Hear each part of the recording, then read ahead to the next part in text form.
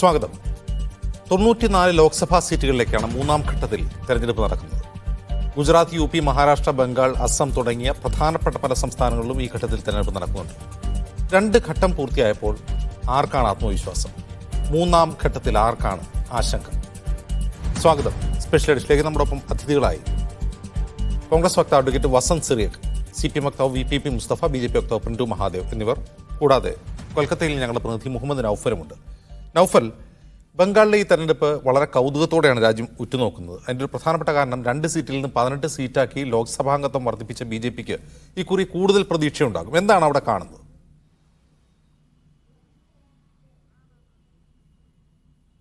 അജിംസ്, ഇത്തവണ സത്യത്തിൽ BJPക്ക് നല്ല പ്രതീക്ഷയുണ്ട് എന്നുള്ളത് സത്യമാണ്. ഞാൻ ബംഗാളിലൂടെ കഴിഞ്ഞ 3-4 ദിവസം സഞ്ചരിച്ചപ്പോൾ എനിക്ക് തോന്നിയ ഒരു കാര്യം, തൃണമൂൽ കോൺഗ്രസ് ഒരു ഭരണവിരുദ്ധ വികാരം പേടിക്കുന്നുണ്ടോ എന്ന് തോന്നിക്കുന്ന രൂപത്തിലാണ് അവരുടെ പ്രചാരണം. മറുഭാഗത്ത് BJP ആണെങ്കിൽ വലിയ പ്രശ്നങ്ങളില്ലാതെ അങ്ങ് മുമ്പോട്ട് പോവുകയും ചെയ്യുന്നുണ്ട്. പക്ഷേ ഇവിടുത്തെ ഒരു വിഷയം എന്താണെന്ന് വെച്ച് കഴിഞ്ഞാൽ, BJP ഇന്ത്യ ഒട്ടാകെ ഉന്നയിക്കുന്ന, അല്ലെങ്കിൽ പ്രത്യേകിച്ച് ഉത്തരേന്ത്യയിലൊക്കെ ഉന്നയിക്കുന്ന പ്രധാന വിഷയങ്ങളിൽ ജനങ്ങൾ അതിന് വലിയ പരിഗണന കൊടുക്കുന്നില്ല എന്നുള്ളതാണ് സത്യം. അതായത് രാമക്ഷേത്രം അടക്കമുള്ള വിഷയങ്ങളിൽ ജനങ്ങളുമായി സംസാരിക്കുമ്പോൾ അതൊരു വിഷയമേ അല്ല, അത് തെരഞ്ഞെടുപ്പുമായി എന്താണ് ബന്ധം എന്ന രീതിയിൽ ആ രീതിയിലാണ് സംസാരിക്കുന്നത്. നേരെ മറിച്ച് അവർ വളരെ ജീവിതഗന്ധിയായ വിഷയങ്ങൾ പറയുന്നു, തൊഴിലില്ലായ്മയെക്കുറിച്ച് പറയുന്നു, അതോടൊപ്പം തന്നെ കൂലിയില്ലായ്മയെക്കുറിച്ച് പറയുന്നു, കൃഷി നശിക്കുന്നതിനെക്കുറിച്ച് പറയുന്നു. അങ്ങനെ അവർക്ക് ജീവിതവുമായി ബന്ധപ്പെട്ട ഏറ്റവും അടുത്ത വിഷയങ്ങളാണ് ആളുകൾ സംസാരിക്കുന്നത് എന്നാണ് എനിക്ക് മനസ്സിലായത്. ഒരുപാട് ആളുകളോട് നമ്മൾ ഓരോ പോകുന്ന വഴിക്കൊക്കെ നമുക്ക് സംസാരിക്കാൻ പറ്റുന്നുണ്ട്. സംസാരിക്കുമ്പോഴൊക്കെ പല മേഖലയിൽ നിന്നുള്ള ആളുകളോട് സംസാരിക്കുമ്പോഴൊക്കെ അത്തരത്തിലുള്ള മറുപടിയാണ് നമുക്ക് ലഭിക്കുന്നത്. അതുകൊണ്ട് തന്നെ ഈ വിഷയം എങ്ങനെയാണ് തെരഞ്ഞെടുപ്പിൽ പ്രതിഫലിക്കുക എന്നുള്ളതാണ് ചോദ്യം. ഒന്നാമത്, ഞാൻ ഈ ഭരണവിരുദ്ധ വികാരം എന്ന് പറയാനുള്ള കാരണം, ഈ തൊഴിലില്ലായ്മയും കൂലിയില്ലായ്മയും ഒക്കെ അത് മോദിയുടെ വിഷയമാണോ മമതാ ബാനർജിയുടെ വിഷയമാണോ എന്ന് ജനങ്ങൾ ചിന്തിച്ചിട്ടുണ്ടാകും. ജനങ്ങൾക്ക് ഏറ്റവും അടുത്തറിയുന്ന ആൾ മമതാ ബാനർജിയാണ്. ഒരുപക്ഷേ ആ ഭരണവിരുദ്ധ വികാരം എന്നുള്ളത് മമതയോടാകുമോ മോദിയോടാകുമോ എന്നുള്ളതാണ് ചോദ്യം. ആ ചോദ്യത്തിനുള്ള ഉത്തരമായിരിക്കും തെരഞ്ഞെടുപ്പിൻ്റെ ഫലം എന്നാണ് എനിക്ക് തോന്നുന്നത്. മമതാ ബാനർജി കഴിഞ്ഞ തെരഞ്ഞെടുപ്പിനെയോ അതിന് മുമ്പത്തെ തെരഞ്ഞെടുപ്പിനെയോ നേരിട്ട പോലെയല്ല ഇത്തവണ ഈ തെരഞ്ഞെടുപ്പിനെ നേരിടുമ്പോഴുള്ളത്. കാരണം അവർക്കെതിരെ നിരവധി വിഷയങ്ങൾ വന്നുകൊണ്ടിരിക്കുകയാണ്, നേരത്തെ വന്നതുമാണ്. പ്രത്യേകിച്ചും ഈ പറയുന്ന തൊഴിലില്ലായ്മയും അടക്കമുള്ള വിഷയങ്ങൾ ഒരു ഭാഗത്ത് നിൽക്കുന്നു, മറുഭാഗത്ത് സന്ദേശ് ഖാലി അടക്കമുള്ള വിഷയങ്ങൾ വരുന്നു. അതോടൊപ്പം തന്നെ ഈ അധ്യാപക നിയമനത്തിനുണ്ടായ പാളിച്ച, അതിനുശേഷം കോടതി ഇടപെട്ട് അത്രത്തോളം അധ്യാപക നിയമനം തടഞ്ഞത്, അതോടൊപ്പം തന്നെ ഈ പറയുന്ന വിഷയങ്ങൾ, ഈ നാട്ടിലുണ്ടാകുന്ന ഇത്തരം ക്രമസമാധാന പ്രശ്നങ്ങൾ, ഇതെല്ലാം തന്നെ അതിനെയെല്ലാം പകരം വയ്ക്കാൻ എന്താണ് മമതാ ബാനർജിയുടെ കയ്യിലുള്ളത് എന്നുള്ളതാണ് പ്രധാനപ്പെട്ട ചോദ്യം. പക്ഷേ വനിതാ വോട്ട് എന്നുള്ളത് വളരെ പ്രധാനപ്പെട്ടതാണ് ബംഗാളിൽ. വനിതാ വോട്ട് എപ്പോഴും ദീദിക്കൊപ്പം നിൽക്കുന്നു എന്നുള്ളതാണ് ബംഗാളിൻ്റെ ഒരു ചരിത്രം. ആ ചരിത്രം ആവർത്തിക്കുകയാണെങ്കിൽ ഒരുപക്ഷെ അത് മമതയ്ക്ക് ഈ കഴിഞ്ഞ തവണത്തെ അത് നിലനിർത്താനോ അല്ലെങ്കിൽ അതിനേക്കാൾ കൂടുതൽ സീറ്റ് നേടാനോ സാധിക്കും. ഇതിൽ ഏറ്റവും പ്രധാനപ്പെട്ട മറ്റൊരു വിഷയം നമ്മൾ കണക്കാക്കേണ്ടത് മുസ്ലിം വോട്ടുകൾ എങ്ങനെ പോകുന്നുള്ളതാണ്. പ്രത്യേകിച്ച് മുർഷിദാബാദ് ജില്ലയെ അടക്കമുള്ള മേഖലകളിൽ എങ്ങനെയാണ് മുസ്ലിം വോട്ടുകൾ പോൾ ചെയ്യപ്പെടുന്നത് എന്നുള്ളത് വളരെ പ്രധാനപ്പെട്ട വിഷയമാണ്. CAA അതിൽ ഒരു പ്രധാന ഘടകമാണ്. CAA ഒരു പക്ഷേ പ്രതികൂലമായും അനുകൂലമായും ഭവിക്കാനുള്ള സാധ്യതയുണ്ട്. കാരണം ഒരു വിഭാഗം പൗരത്വം ആഗ്രഹിക്കുന്ന ഒരു വിഭാഗവുമുണ്ട്, പൗരത്വം നഷ്ടപ്പെടുമോ എന്ന് പേടിക്കുന്ന വിഭാഗവുമുണ്ട്. അങ്ങനെ ഏത് വിഭാഗത്തിൻ്റെ ഏറ്റവും കൂടുതൽ പിന്തുണയാണ് ഈ മമതാ ബാനർജിക്ക് ലഭിക്കുക, BJPക്ക് ലഭിക്കുക എന്നുള്ള ചോദ്യം അവിടെ നിൽക്കുന്നു. ഇതോടൊപ്പം തന്നെ എടുത്തു പറയേണ്ട ഒരു കാര്യം, കോൺഗ്രസിൻ്റെയും BJPയുടെയും മത്സരമാണ്. കോൺഗ്രസും BJPയും കോൺഗ്രസിൻ്റെയും CPMൻ്റെയും മത്സരമാണ്. കോൺഗ്രസും CPMും ഒരുമിച്ച് നിൽക്കുന്നു, മമതാ ബാനർജി വേറെ നിൽക്കുന്നു, BJP വേറെ നിൽക്കുന്നു. അങ്ങനെ രാജ്യത്തെവിടെയും കാണാത്ത രീതിയിലുള്ള ഒരു ത്രികോണ മത്സരമാണ്. അവിടെ ഇപ്പോൾ അവർ ജയവും തോൽവിയും നിർണ്ണയിക്കുന്ന പ്രധാന ഘടകമായി മാറിയാൽ അത് ആർക്ക് ഗുണം ചെയ്യും?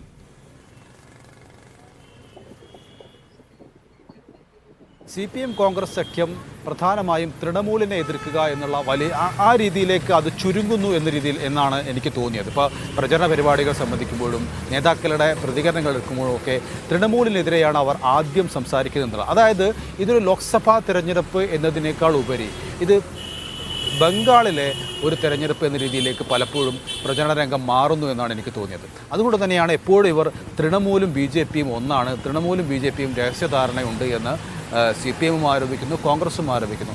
ആ രീതിയിലാണ് കോൺഗ്രസിൻ്റെയും CPM-ൻ്റെയും പ്രചാരണ രംഗം മുന്നോട്ട് പോകുന്നത്. അതുകൊണ്ട് തന്നെ തൃണമൂൽ അവിടെ അതുപോലെ നിൽക്കുകയാണെങ്കിൽ മതനിരപേക്ഷ വോട്ടുകൾ തൃണമൂലിലേക്ക് പോകാതെ കോൺഗ്രസ് CPM സഖ്യത്തിലേക്ക് വരേണ്ടത് അവരുടെ ആവശ്യമാണ്. എങ്കിൽ മാത്രമേ അവർക്ക് ഇവിടെ നിലനിൽപ്പുള്ളൂ. കാരണം ഈ തെരഞ്ഞെടുപ്പ് എന്ന് പറഞ്ഞാൽ CPM-നെ സംബന്ധിച്ച് നിലനിൽപ്പിൻ്റെ പോരാട്ടമാണ്. 1-2 സീറ്റെങ്കിലും ഏറ്റവും ചുരുങ്ങിയത് അവർക്ക് വിജയിക്കാൻ സാധിച്ചില്ലെങ്കിൽ അത് അവരുടെ തുടർന്നുള്ള അവരുടെ പ്രചാരണ പ്രവർത്തനങ്ങൾ അല്ലെങ്കിൽ തുടർന്നുള്ള അവരുടെ രാഷ്ട്രീയ നിലനിൽപ്പിനെ തന്നെ ബാധിക്കുമെന്ന് അവർക്കറിയാം. ശരി, നൗഫൽ ഇതിനു മുമ്പ് രാജസ്ഥാനിലായിരുന്നല്ലോ പര്യടനം നടത്തിയത്. ഈ രാജസ്ഥാനിൽ ഏതാണ്ട് 2 ഘട്ടങ്ങളിലായി തെരഞ്ഞെടുപ്പ് പൂർത്തിയായി കഴിഞ്ഞു. രാജസ്ഥാനിൽ ഇത്തവണ BJPക്ക് തിരിച്ചടി നേരിടേണ്ടി വരും എന്ന് ഈ 2 ഘട്ട വോട്ടെടുപ്പ് കഴിയുമ്പോൾ ചില വിലയിരുത്തലുണ്ട്. നൗഫലിന് എന്താണ് തോന്നിയത് രാജസ്ഥാനിൽ? തീർച്ചയായും അങ്ങനെയുള്ളൊരു വിലയിരുത്തലാണ് എനിക്കുമുള്ളത്. കാരണം കഴിഞ്ഞ 2 തവണ അവിടെ കോൺഗ്രസ് സംഭൂജ്യരായിരുന്നു. പക്ഷേ ഇത്തവണ അതിൽ നിന്ന് മാറ്റം വരാനുള്ള സാധ്യത ഉണ്ട്. ഏറ്റവും ചുരുങ്ങിയത് 5 സീറ്റെങ്കിലും ഇന്ത്യ മുന്നണിക്ക് ലഭിക്കാനുള്ള സാധ്യത അവിടെ കാണുന്നത്. പ്രത്യേകിച്ചും അവിടെ ഇത്തവണ കഴിഞ്ഞ നിയമസഭാ തെരഞ്ഞെടുപ്പിൽ കോൺഗ്രസും BJPയും തമ്മിലുള്ള വോട്ട് ഷെയറിൻ്റെ വ്യത്യാസം 2% ചുറ്റുവട്ടത്തെ ഒരു വ്യത്യാസം മാത്രമാണുള്ളത്. ആ വ്യത്യാസം മറികടക്കാൻ എങ്ങനെ സാധിക്കും എന്നുള്ളതാണ് കോൺഗ്രസ് അന്വേഷിച്ചത്. അങ്ങനെയാണ് CPM അടക്കമുള്ള അതുപോലെ തന്നെ ഭാരതീയ ആദിവാസി പാർട്ടി അടക്കമുള്ള പാർട്ടികളുമായി ഇവർ സഖ്യം ചേരുകയും ചെയ്തത്. ആ ശതമാനം മറികടക്കാൻ കഴിഞ്ഞാൽ ഇവർക്ക് വിജയിക്കും. അതോടൊപ്പം തന്നെ BJPയിൽ നിന്ന് വന്ന പല ആളുകളും കോൺഗ്രസിൻ്റെ സ്ഥാനാർത്ഥികളാണ്. അങ്ങനെയുള്ള നേട്ടങ്ങൾ പലയിടത്തും അവർക്ക് സ്വന്തമാക്കാൻ സാധിച്ചിട്ടുണ്ട്. അങ്ങനെ ഇതെല്ലാം കൂടി സ്വരൂപിച്ച് നോക്കുമ്പോൾ സിക്കർ അടക്കമുള്ള ജുൻജുനു അടക്കമുള്ള ദോസോ അടക്കമുള്ള മണ്ഡലങ്ങളിലൊക്കെ ഇത്തരത്തിലുള്ള സാധ്യത, ബൻസ്വാര അടക്കമുള്ള മണ്ഡലങ്ങളിലൊക്കെ കോൺഗ്രസിനൊരു സാധ്യത കാണുന്നുണ്ട്. അങ്ങനെയെങ്കിൽ ഇത്തവണ BJPക്ക് അവിടെ പൂർണ്ണ വിജയം നേടാൻ സാധിക്കില്ല എന്നാണ് എനിക്ക് തോന്നിയിട്ടുള്ളത്. ശരി നൗഫൽ, നന്ദി ഈ വിവരങ്ങൾ നൽകിയതിന്. അതിഥികളിലേക്ക് ശ്രീ വസന്ത് സിറിയക്, ബാറ്റിൽ ഗ്രൗണ്ട് സ്റ്റേറ്റുകൾ എന്നൊക്കെ അറിയപ്പെടുന്ന സംസ്ഥാനങ്ങളിലാണ് ഈ ഘട്ടത്തിൽ തെരഞ്ഞെടുപ്പ് നടക്കാൻ പോകുന്നത്. അതിൽ രാജസ്ഥാൻ കൂടി പലരും ഉൾപ്പെടുത്തുന്നു എന്നുള്ളതാണ് ഏറ്റവും ശ്രദ്ധേയം. നേരത്തെ രാജസ്ഥാന് കഴിഞ്ഞ തവണത്തെ പോലെ BJPക്ക് ഒരു ക്ലീൻ സ്വീപ്പ് ലഭിക്കുന്ന ഒരു സംസ്ഥാനമായി കണക്കാക്കിയിരുന്നെങ്കിൽ അങ്ങനെയല്ല. 2 ഘട്ടം പോളിംഗ് കഴിഞ്ഞപ്പോൾ അങ്ങനെയല്ല. കർണാടക നേരത്തെ തന്നെ ഒരു ബാറ്റിൽ ഗ്രൗണ്ടാണ്. അവിടെ ഇന്ത്യ മുന്നണി നേട്ടമുണ്ടാക്കുമെന്ന് പ്രതീക്ഷിക്കുന്നുണ്ട് പലരും. അങ്ങനെ പല പ്രധാനപ്പെട്ട ഇപ്പോൾ UP, മഹാരാഷ്ട്ര, അസം, ബംഗാൾ. ഇപ്പോൾ ഈ സംസ്ഥാനങ്ങൾ പരിശോധിക്കുമ്പോൾ ഈ ബംഗാളിലെ നില 42 സീറ്റുണ്ട് ബംഗാളിൽ. പക്ഷെ അവിടെ നിങ്ങൾക്ക് നേട്ടമുണ്ടാക്കുക എന്നതിനപ്പുറം നിങ്ങളുടെ സാന്നിധ്യം തന്നെ BJPയെ സഹായിക്കുമെന്ന് തോന്നലില്ലേ? അല്ല, ഒരിക്കലും ഇല്ലല്ലോ. ഇന്ത്യ മുന്നണി വളരെ കൃത്യമായ തീരുമാനമെടുത്തിട്ടുള്ളത് BJPയെ തോൽപ്പിക്കാൻ പറ്റുന്ന സീറ്റുകളിൽ സഹകരിച്ച് മുമ്പോട്ട് പോവുക എന്നുള്ളതാണ്. ഇപ്പൊ നോക്കൂ, പഞ്ചാബിൽ ആം ആദ്മി പാർട്ടിയും കോൺഗ്രസും 2ആയാണ് മത്സരിക്കുന്നത്. കാര്യം അവിടെ BJP പിക്ചറിൽ പോലും ഇല്ല. അതേസമയം അവർ ഒന്നിച്ച് മത്സരിച്ചാൽ BJPക്ക് അവിടെ സ്പേസ് ആവും. കേരളത്തിലേക്ക് വരുമ്പോൾ CPM-ഉം കോൺഗ്രസും ഒരുമിച്ച് മത്സരിച്ചാൽ 2ാം സ്ഥാനത്ത് പ്രതിസ്ഥാനത്ത് മത്സര രംഗത്തേക്ക് വരിക BJP ആയിരിക്കും. അപ്പൊ അതെല്ലാം വളരെ കൃത്യമായി നോക്കി തന്നെയാണ് മുമ്പോട്ട് പോകുന്നത്. നോക്കൂ, BJPക്കും അവർ നേതൃത്വം കൊടുക്കുന്ന ND മുന്നണിക്കും വളരെ കൃത്യമായി ഹാലിളകപ്പെട്ടിരിക്കുകയാണ്. 1ാമത്തെ ലാപ്പിൽ 3.3% കുറവ് പോളിംഗിൽ ഉണ്ടായിരിക്കുന്നു 2019 അപേക്ഷിച്ച് നോക്കുമ്പോൾ. 2ാം ലാപ്പിലേക്ക് എത്തിയപ്പോൾ 88 സീറ്റിലെ മത്സരത്തിൽ 2.5% വോട്ടിന്റെ പോളിംഗ് ഉണ്ടായിരിക്കുന്നു. അതായത് ഒരു ഹൈ വോൾട്ടേജ് പ്രചരണം ഏറ്റിട്ടില്ല എന്ന് കൃത്യമായി ഇലക്ഷനെ വിലയിരുത്തുന്നവർക്ക് മനസ്സിലായി തുടങ്ങിയിരിക്കുന്നു. മോദി ഫാക്ടർ, ഒരു മോദി വേവ് 2019-ലും 2014-ലും ഉണ്ടായിരുന്നെന്ന് ഇവർ അവകാശപ്പെടുന്ന വേവോ അല്ലെങ്കിൽ ഒരു ആന്റി കോൺഗ്രസ് വേവോ സംസ്ഥാനത്തോ രാജ്യത്തോ ഒരിടത്തും തന്നെ ഇല്ല എന്ന് വ്യക്തമാക്കുന്നതാണ് ഈ പറയുന്ന 2ഉം കൂടെ കൂട്ടിയാൽ ഏതാണ്ട് 5% പോളിംഗിന്റെ വലിയ കുറവ് വ്യക്തമാക്കി തരുന്നത്. നോക്കൂ, 2014-ൽ എങ്ങനെയാണ് മോദി ആന്റി കോൺഗ്രസ് വേവ് ഇല്ല എന്നതിനേക്കാൾ ആന്റി BJP ഉണ്ടോ എന്നുള്ളതല്ലേ പ്രധാനം വസന്ത്? ആന്റി കോൺഗ്രസ് എവിടെയാണ് ഭരിക്കുന്നത്? അല്ലല്ല, അവിടെയാണ് ഞാൻ പറഞ്ഞത്. ആന്റി BJP ഉണ്ടെന്നേ. ആന്റി BJP ഉണ്ട്, മോദി ഫാക്ടർ ഇല്ല എന്തായാലും. 2014-ൽ ആന്റി UPA ആയിരുന്നു വലിയ ഫാക്ടറായി വർക്ക് ചെയ്തത് എന്ന് വിശ്വസിക്കുന്ന ആളാണ് ഞാൻ. മോദി വേവിനേക്കാൾ കൂടുതൽ അന്ന് സ്പെക്ട്രം അടക്കമുള്ള വിവിധ വിഷയങ്ങൾ ഉന്നയിച്ചുകൊണ്ട് ഒരു അഴിമതി ഗവൺമെന്റ് ആയി ചിത്രീകരിക്കുന്നതിൽ BJPക്ക് കൊട പിടിച്ചവരും വിജയിച്ചു. പക്ഷെ 10 വർഷം മോദി ഭരിച്ചിട്ടും ആ ഒരു ആരോപണത്തിൽ പോലും വ്യക്തമായ അന്വേഷണം നടത്താനോ ആരും ശിക്ഷിക്കാനോ സാധിച്ചിട്ടില്ല. അതിൽ 1ാം സ്ഥാനത്തും 2ാം സ്ഥാനത്തും പ്രതി ചേർക്കപ്പെട്ടവരെല്ലാം ഇന്ന് BJP-യുടെ പാളയത്തിലാണ്. അങ്ങേക്കറിയാമല്ലോ, ഹിമന്ത് വിശ്വാസ് ശർമ്മ തൊട്ട് ഇങ്ങോട്ട് അജിത് പവാറിന്റെ മകൻ അജിത് പവാർ അടക്കമുള്ളവർ ഇന്ന് BJP പാളയത്തിൽ എത്തിയിരിക്കുന്നു. അത് ജനം തിരിച്ചടിഞ്ഞു. 2019 എന്തായിരുന്നു ഇവരുടെ പ്രചരണായുധം? 2019 പുൽവാമയും ബാലക്കോട്ടുമായിരുന്നു. നോക്കൂ, ഇന്ത്യൻ ജനത നോക്കൂ. ഞാൻ ബാലക്കോട്ടിൽ പോയി പാകിസ്ഥാന് മറുപടി കൊടുത്തിട്ട് തിരിച്ചു വന്നിരിക്കുകയാണ് മോദി എന്ന് പറഞ്ഞുകൊണ്ടാണല്ലോ ഇവർ തെരഞ്ഞെടുപ്പിനെ നേരിട്ടത്. 2019 ശേഷം 24 എത്തി നിൽക്കുമ്പോൾ ആ 5 വർഷം കൊണ്ട് പുൽവാമ എന്ന് പറയുന്ന BJP കുക്ക്ഡ് അജണ്ടയായിരുന്നു എന്ന് ജനം തിരിച്ചറിഞ്ഞിരിക്കുകയാണ്. ഈ CSDS അടക്കമുള്ള സർവേകൾ വ്യക്തമാക്കുന്നത് രാമക്ഷേത്രമല്ല, ഇവർ പറയുന്ന ഹൈന്ദവ അജണ്ടയല്ല, മുസ്ലിം വിരുദ്ധതയല്ല, മറിച്ച് ജനത്തെ നേരിട്ട് ബാധിക്കുന്ന വിഷയങ്ങൾ, അതായത് വിലക്കയറ്റം അടക്കം, തൊഴിലില്ലായ്മ അടക്കം, വിദ്യാർത്ഥികൾ രാജ്യം വിട്ടു പോകുന്ന അടക്കമുള്ള വിഷയങ്ങൾ വളരെ കൃത്യമായി ജനത്തെ ബാധിക്കുന്നു. അതവർ അതിനെ അഡ്രസ് ചെയ്യുന്നു എന്നുള്ളതാണ് ഞാനിപ്പോ പറയുന്നത്. ഇപ്പൊ അങ്ങയുടെ റിപ്പോർട്ടർ നേരത്തെ പറഞ്ഞതുപോലെ ബംഗാളിൽ ഒരു ആന്റി മമത വേവ് ഉണ്ടെങ്കിൽ തന്നെ, ഈവൻ ദോ ജനം എന്തിനോട് പ്രതികരിച്ചാലും, ഞാൻ ആഗ്രഹിക്കുന്നത് ഞങ്ങളുടെ ഇന്ത്യ മുന്നണി തോറ്റാലും ജയിച്ചാലും ഈ പറയുന്ന ഹിന്ദുത്വ അജണ്ടയോടോ ആന്റി മുസ്ലിം അജണ്ടയോടോ ജനം പ്രതികരിക്കാതെ അവിടുത്തെ വിഷയങ്ങളോട്, സാധാരണക്കാരെ നേരിട്ട് ബാധിക്കുന്ന വിഷയങ്ങളോട് ജനം പ്രതികരിക്കുന്നു എന്നതിൽ വലിയ പ്രതീക്ഷയാണ് നമ്മൾ കാണേണ്ടതായിട്ടുള്ളത്. നോക്കൂ, മോദിക്കും മോദി ടീമിനും ഗിയർ ഷിഫ്റ്റ് ചെയ്യേണ്ടി വന്നത് എന്തുകൊണ്ടാണ്? 1ാം ഘട്ടത്തിൽ, തെരഞ്ഞെടുപ്പിന്റെ 1ാം ഘട്ടത്തിൽ അവർ പ്രതീക്ഷിച്ച രീതിയിലുള്ള ഒരു പോളിംഗും നടന്നിട്ടില്ല. അതുകൊണ്ടാണല്ലോ കേരളത്തിൽ തൃശ്ശൂരിൽ വന്നല്ലേ നാരി ശക്തി മോദി ഗ്യാരണ്ടി എന്ന് പറഞ്ഞത്. മോദി ഗ്യാരണ്ടി എക്സ്പയറി ആയോ? നാരി ശക്തി എക്സ്പയറി ആയോ? ഇനി നാരി ശക്തിയെ പറ്റി പറയാൻ പറ്റുമോ? കഴിഞ്ഞ തെരഞ്ഞെടുപ്പിൽ സൗത്ത് ഇന്ത്യയിൽ അവർക്ക് കിട്ടിയത് 29 സീറ്റാണ്. അതിൽ 25 സീറ്റും സമ്മാനിച്ചത് കർണാടകയാണ്. ആ കർണാടകയിലാണ് പ്രചുർ രേവണ്ണയുടെ കൈ ഉയർത്തിപ്പിടിച്ചുകൊണ്ട് മോദി നിൽക്കുന്നത്.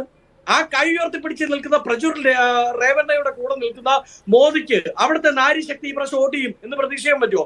സംപൂജ്യരായി മാറും. ജൂൺ 4-ാം തീയതി നമുക്ക് ഒന്നുകൂടി ചർച്ചയ്ക്ക് അങ്ങ് വിളിച്ചാൽ ഇരിക്കാം. കർണാടകയിൽ ഈ തവണ BJP സംപൂജ്യരായി മാറും. ഡൽഹിയിൽ കഴിഞ്ഞ തവണ 7 സീറ്റും പിടിച്ചത് BJP ആണ്. അവിടെ അവർ അതിന് കടന്ന ഒരു അഭ്യാസ പ്രകടനം, ഒരു രാഷ്ട്രീയ അഭ്യാസം നടത്തി അവിടെ അരവിന്ദ് കെജ്രിവാളിനെ അറസ്റ്റ് ചെയ്തു.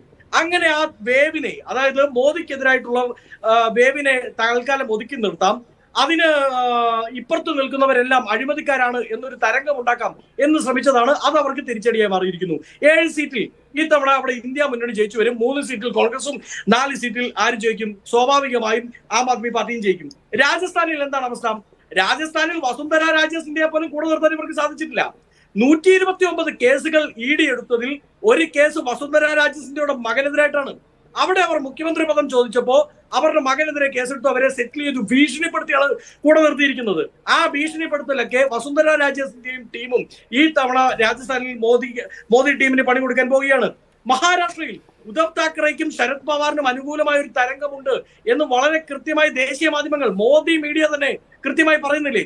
അവിടെ ഞങ്ങളുടെ പാളയം വിട്ടുപോയി, ഞങ്ങളെ ചതിച്ച് ചില കേസുകൾ കണ്ട് BJP പാളയത്തിലേക്ക് പോയവർക്ക് കൂടെയുള്ള തിരിച്ചടിയായിരിക്കും മഹാരാഷ്ട്രയിലെ തെരഞ്ഞെടുപ്പ് വിധി എന്ന് ഞങ്ങൾക്ക് ഉറപ്പുണ്ട്. ബീഹാറിൽ തേജസ്വി ഫാക്ടർ മാത്രമാണ്, കോൺഗ്രസിനെ പോലും ഞാൻ പറയുന്നില്ല. ബീഹാറിൽ ഒരു വേവ് വളരെ കൃത്യമായി ആഞ്ഞടിക്കുന്നുണ്ട്. അത് തേജസ്വി യാദവിന് അനുകൂലമായിട്ടുള്ള ഒരു വേവാണ്. ആ വേവ്, ആ കാറ്റ് ഇന്ത്യ മുന്നണിക്ക് അനുകൂലമായി വരും എന്നാണ് ഞങ്ങൾ പ്രതീക്ഷിക്കുന്നത്. ഹരിയാനയിൽ ആം ആദ്മി പാർട്ടി അവിടെ വളരെ ശക്തിയായി വരുന്നു. കോൺഗ്രസ് അവിടെ വലിയ മുന്നേറ്റം, തിരിച്ചുവരവിന്റെ പാതയിലാണ്. അങ്ങനെ നോക്കുമ്പോൾ കഴിഞ്ഞ തെരഞ്ഞെടുപ്പിൽ 12 സംസ്ഥാനങ്ങളിൽ നിന്ന് 320 സീറ്റുകളിൽ മത്സരം നടന്നെടുത്ത് 278 സീറ്റുകൾ BJP ആണ് നേടിയെടുത്തത്. ഞാനിപ്പോൾ ഈ പറഞ്ഞു പോയ 6-7 സംസ്ഥാനങ്ങളിൽ അത് ഉൾപ്പെടും. 320 സീറ്റുകൾ 12 സംസ്ഥാനത്തു നിന്ന് മത്സരം നടക്കുമ്പോൾ അവിടെ തന്നെ 278 കേവല ഭൂരിപക്ഷത്തെ കവർ ചെയ്തു BJP. പക്ഷേ ഈ തവണ ആ 278 പോയിട്ട് 100-ൽ താഴെ സീറ്റുകളിലേക്ക് ആ സംസ്ഥാനങ്ങളിൽ BJP ഒതുങ്ങുമെന്ന് അവർക്ക് മനസ്സിലായത് കൊണ്ടാണ് മോദി ഗ്യാരണ്ടി അവർ എടുത്ത് മടക്കി നാഗ്പൂർ ആസ്ഥാനത്ത് കൊണ്ടുപോയി വെച്ചു. നാരി ശക്തിയെ പറ്റി അവർ മിണ്ടുന്നേയില്ല. മണിപ്പൂരിൽ നഷ്ടപ്പെട്ടു പോയ മോദിയുടെ നാക്ക് ഇന്ന് എവിടെയാണുള്ളത്? മണിപ്പൂരിൽ നഷ്ടപ്പെട്ടു പോയ മോദീസ് ടങ് ഈസ് മിസ്സിംഗ് എന്ന് പറഞ്ഞൊരു പരസ്യം കൊടുത്താൽ അത് മണിപ്പൂരിൽ കാണാതായത് പ്രജ്വൽ രേവണ്ണയുടെ സ്ഥലത്തെത്തിയിട്ടും ഇതുവരെ കണ്ടുകിട്ടിയിട്ടില്ല. കർണാടകയിൽ എത്തിയിട്ടും കണ്ടുകിട്ടിയിട്ടില്ല. നാരി ശക്തിയെ പറ്റി ഒരു വാക്കിനി സംസാരിക്കാൻ, നാരി ശക്തി എന്ന് പറഞ്ഞിട്ട് ഉച്ചരിക്കാൻ മോദിക്ക് അവകാശമില്ലെന്ന് രാജ്യത്തെ ജനങ്ങൾ, സ്ത്രീജനങ്ങൾ അപ്പാടെ പറയുന്നുണ്ട്. അവരെ നേരിട്ട് ബാധിക്കുന്ന LPG വില വർധനവ്, പെട്രോളിയം വില വർധനവ്, ഇതൊക്കെ ജനം ചർച്ച ചെയ്യുന്നുണ്ട്. ഇന്ത്യ മുന്നണി ഒരു സെക്യൂർ ആയിട്ടുള്ള സീറ്റ് പോളിലേക്ക്, ഒരു വളരെ കൃത്യമായ ഒരു സീറ്റ് ഷെയറിലേക്ക് വരുമെന്ന പ്രതീക്ഷയിലാണ് ഞങ്ങൾ എല്ലാവരും ഉള്ളത്. ഒരു സൈലന്റ് വേവ്, ഒരു നിശബ്ദ തരംഗം ഇന്ത്യ മുന്നണിക്ക് അനുകൂലമായി, അതിനേക്കാൾ കൂടുതലായി അങ്ങ് നേരത്തെ പറഞ്ഞതുപോലെ അങ്ങ് എത്രയോ തെരഞ്ഞെടുപ്പുകളെ വിശകലനം ചെയ്തിട്ടുള്ള, എത്രയോ സർവേകളെ വിശകലനം ചെയ്തിട്ടുള്ള ഒരു സീനിയർ ജേർണലിസ്റ്റ് ആണ്. അങ്ങ് നേരത്തെ പറഞ്ഞതുപോലെ ഒരു സൈലന്റ് മോദി, ആന്റി BJP എന്നതിനപ്പുറത്ത് ഒരു സൈലന്റ് ആന്റി മോദി വേവ് രാജ്യത്തുണ്ട്. അത് മോദി ടീം തിരിച്ചറിയുന്നുണ്ട്. അതുകൊണ്ടാണ് അവർ ഗിയർ ഷിഫ്റ്റ് നടത്തിയത്. പക്ഷെ ആ ഗിയർ ഷിഫ്റ്റും അവർക്ക് പ്രയോജനപ്പെടില്ല എന്നാണ് പ്രതീക്ഷ. ശരി വസന്ത്, ഞാൻ മടങ്ങി വരാം. ശ്രീ പിന്റു മഹാദേവ്, 2019 ലോക്സഭാ തെരഞ്ഞെടുപ്പ് നമുക്ക് ഓർമ്മയുണ്ടാകും. ഒരു വശത്ത് രാഹുൽ ഗാന്ധി എന്തൊക്കെയോ ചൌക്കിദാർ ചോർഹയെ വിളിച്ചു പറയുന്നു, റഫാൽ അഴിമതി വിളിച്ചു പറയുന്നു, ഒന്നാം മോദി സർക്കാരിന്റെ കാലത്തെ പല പ്രശ്നങ്ങളും വിളിച്ചു പറയുന്നു. പക്ഷേ തിരിച്ച് മോദി എന്ന ഒരു ബഹളമായിരുന്നു കേട്ടുകൊണ്ടിരുന്നത്, പ്രത്യേകിച്ചും ഈ ബാലാക്കോട്ട് ആക്രമണത്തിന് ശേഷം. പക്ഷേ ഈ കുറി നമ്മൾ അത്ഭുതപ്പെടുന്നു. 1-2 ഘട്ടം തെരഞ്ഞെടുപ്പ് കഴിയുമ്പോൾ എന്താണ് BJP സെറ്റ് ചെയ്യുന്ന തെരഞ്ഞെടുപ്പ് അജണ്ട എന്ന് നമുക്ക് മനസ്സിലാവുന്നില്ല. മോദി എന്താണ് പറയുന്നത്? ആദ്യം പറഞ്ഞുകൊണ്ടിരുന്ന പല കാര്യങ്ങളും ഇപ്പോൾ ഡ്രോപ്പ് ചെയ്യുന്നു. എന്താണ് ഒരു ഫോക്കസ് എന്ന് മനസ്സിലാവുന്നില്ല. ഇതെന്തുകൊണ്ടാണ്? ഇതിനകത്ത് കൃത്യമായിട്ട് സ്ട്രാറ്റജി മെയിൻറ്റെയിൻ ചെയ്തുകൊണ്ടാണ് BJPയുടെ പ്രവർത്തനം. അത് 1-ാം ഘട്ടമായിക്കോട്ടെ, 2-ാം ഘട്ടമായിക്കോട്ടെ, 3-ാം ഘട്ടമായിക്കോട്ടെ. 1-ാം ഘട്ടത്തിലും 2-ാം ഘട്ടത്തിലും ഇപ്പോൾ കോൺഗ്രസിൻ്റെ പ്രതിനിധി പറഞ്ഞു ഈ പോളിംഗ് കുറയുന്നത് BJPക്ക് എങ്ങനെയാണ് ഗുണകരമാവില്ലേ എന്ന് അദ്ദേഹം പറയുന്നത്. അദ്ദേഹത്തിൻ്റെ നിരീക്ഷണം അവിടെ നിൽക്കട്ടെ. നമുക്കറിയാം 2-ാം ഘട്ടത്തിൽ വോട്ടിംഗ് നടന്നതും 1-ാം ഘട്ടത്തിൽ നടന്നത് തമിഴ്നാടും കേരളം അടക്കമുള്ള സംസ്ഥാനങ്ങളിലാണ്. അവിടെ വോട്ടിംഗ് പെർസെൻറ്റേജ് കുറയുന്നത് ഏത് തരത്തിലാണെന്നുള്ളത് വിശകലനം നടത്തട്ടെ. പിന്നെ അദ്ദേഹം ജൂൺ 4-ാം തീയതി വരെ വെസ്റ്റേൺ യുപിയിൽ നടന്നിരുന്നു. അതാണല്ലോ പ്രധാനപ്പെട്ട ടെസ്റ്റ്. വെസ്റ്റേൺ യുപിയിൽ നടന്നിട്ടുണ്ട്. വെസ്റ്റേൺ യുപിയിലും അല്ല സാർ, വെസ്റ്റേൺ യുപിയിലെ മുഴുവൻ സീറ്റുകളില്ല സാർ. അല്ല, ഭൂരിപക്ഷം സീറ്റുകളിലും നടന്നത് കേരളത്തിലും തമിഴ്നാട് അടക്കമുള്ളതാണല്ലോ. വെസ്റ്റേൺ യുപിയിൽ നടന്നിട്ടുണ്ട്. ഞാൻ പറയട്ടെ, അവിടെയും കുറഞ്ഞിട്ടുണ്ട്. സ്വാഭാവികമായിട്ട് UP പോലുള്ള സ്ഥലങ്ങളിൽ പൊതുവേ പോളിംഗ് കുറവാണ്. പക്ഷേ കേരളം പോലെയുള്ള സ്ഥലങ്ങളിൽ പോളിംഗ് കുറഞ്ഞതിനെ കുറിച്ചും കൂടി സംസാരിക്കണം. അപ്പോൾ സ്വാഭാവികമായിട്ട് പിന്നെ കോൺഗ്രസിൻ്റെ പ്രതിനിധിക്ക് 4-ാം തീയതി വരെ ഇങ്ങനെ കഥയും തിരക്കഥയും ഒക്കെ എഴുതിയിട്ട് അതിൽ ആത്മവിശ്വാസം ഉൾക്കൊണ്ടുകൊണ്ട് അങ്ങനെ ഇരിക്കാനുള്ള അവകാശമുണ്ട്. അവകാശത്തെ ഞാൻ ചോദ്യം ചെയ്യുന്നില്ല. ഞങ്ങളെ സംബന്ധിച്ചിടത്തോളം 3 തരത്തിലാണ് ഞങ്ങളുടെ പ്ലാനിങ്. ഒന്ന്, പ്രത്യയശാസ്ത്രപരമായിട്ടുള്ള കാര്യങ്ങൾ കൃത്യമായിട്ട് ഈ ഇലക്ഷൻ സ്ട്രാറ്റജിയിൽ ഞങ്ങൾ ഉൾക്കൊള്ളിച്ചിട്ടുണ്ട്. രണ്ടാമത്തെ കാര്യം എന്ന് പറയുന്നത് വികസനം തന്നെയാണ്. ഈ രാജ്യത്തിലെ ജനങ്ങൾക്ക് വേണ്ടി നരേന്ദ്രമോദി സർക്കാർ നടപ്പിലാക്കിയിട്ടുള്ള വികസനങ്ങൾ, സർവ്വസാധാരണ ജനങ്ങൾക്ക് വേണ്ടി നടപ്പിലാക്കിയുള്ള വികസന അജണ്ട, വികസിത ഭാരതം 2047 എന്ന് പറയുന്ന പ്രഖ്യാപിതമായിട്ടുള്ള ഞങ്ങളുടെ അജണ്ട. മൂന്നാമത്തത് BJPയുടെ സംഘടനാ മിഷണറി തന്നെയാണ്. സ്വാഭാവികമായിട്ട് എണ്ണയിട്ട യന്ത്രം പോലെ പ്രവർത്തിക്കുന്ന BJPയുടെ സംഘടനാ മിഷണറി. ഈ 3 കാര്യങ്ങൾ ഉൾക്കൊള്ളിച്ചുകൊണ്ടാണ് 1-ാം ഘട്ടത്തിലും 2-ാം ഘട്ടത്തിലും 3-ാം ഘട്ടത്തിലും വ്യത്യസ്തമായിട്ടുള്ള പ്ലാനുകൾ. അങ്ങനെയുള്ള സാർ, ഒരു ഇലക്ഷനകത്ത് കൃത്യമായിട്ട് ഒരു അജണ്ട മാത്രം എങ്ങനെയാണ് നടപ്പിലാക്കുക? വ്യത്യസ്തമായ പ്രദേശങ്ങളിലാണ് ഇലക്ഷൻ നടക്കുന്നത്. കേരളത്തിൻ്റെയും സൗത്ത് ഇന്ത്യയുടെയും സാമൂഹിക സാഹചര്യമല്ല ഉത്തരേന്ത്യയുടെ സാഹചര്യം. അപ്പോൾ സാഹചര്യങ്ങൾക്ക് അനുസൃതമായിട്ട് കൃത്യമായിട്ടുള്ള പ്ലാനുകളാണ് പാർട്ടി തയ്യാറാക്കുന്നത്. അതിനനുസൃതമായി ഞങ്ങളുടെ 1-ാം ഘട്ടവും 2-ാം ഘട്ടവും വലിയ വിജയം തന്നെയാണ് സാർ. ഞങ്ങളുടെ അമിത്ഷാ കൃത്യമായിട്ട് പറഞ്ഞു, അന്ന് ആകെ നടന്നത് 192 സീറ്റുകൾ 1-ാം ഘട്ടത്തിലും 2-ാം ഘട്ടത്തിലും. അതിനകത്ത് 125 സീറ്റാണ് BJP പ്രതീക്ഷിക്കുന്നത്. 3-ാം ഘട്ടം നടക്കുന്ന 94 സീറ്റ്, അതിൽ ഞങ്ങൾക്ക് ഒരു സീറ്റ് സൂറത്തിലടക്കം ഒരു സീറ്റ് ഞങ്ങൾക്ക് ഓൾറെഡി നേടിക്കഴിഞ്ഞു. സ്വാഭാവികമായിട്ട് 70 സീറ്റാണ് BJP പ്രതീക്ഷിക്കുന്നത്. സ്വാഭാവികമായിട്ട് ഈ ആദ്യത്തെ ഘട്ടത്തിനകത്ത് 180+, അതായത് 3 ഘട്ടങ്ങളിൽ 180+ എന്ന് പറയുന്ന ഞങ്ങളുടെ സ്ട്രാറ്റജി കൃത്യമായിട്ട് ഞങ്ങൾ നടപ്പിലാക്കുന്നുണ്ട്. ആ പദ്ധതി വിജയിക്കുക തന്നെ ചെയ്യും. കാരണം BJP എന്ന് പറയുന്ന ഈ ആകാശത്തെ ചെറുക്കാനോ തടുക്കാനോ ഒരാൾക്കും സാധിച്ചിട്ടില്ല എന്നുള്ളത് തന്നെയാണ് വ്യക്തം. നിങ്ങൾ തന്നെ നോക്കൂ, നേരത്തെ ഇപ്പോൾ നിങ്ങളുടെ മീഡിയ വണ്ണിൻ്റെ പ്രതിനിധി ബംഗാളിലെ കാര്യങ്ങളെക്കുറിച്ച് പറഞ്ഞു, ഇന്ന് നിങ്ങൾക്ക് രാജസ്ഥാനിലെ കാര്യങ്ങളെക്കുറിച്ച് പറഞ്ഞു. അവിടെയൊക്കെ അദ്ദേഹം പറയുന്നത് BJP വിരുദ്ധത പറയുന്നുണ്ടെങ്കിൽ പോലും അവിടുത്തെ ഗ്രൗണ്ട് ഫാക്ട് കൃത്യമായിട്ട് അദ്ദേഹം പറയുന്നുണ്ട്. ഇപ്പോൾ ബംഗാളിലാണെങ്കിൽ പോലും ഒരു BJP അല്ലെങ്കിൽ മോദി സുനാമിയാണ് ബംഗാളിൽ അടിക്കാൻ പോകുന്നത്.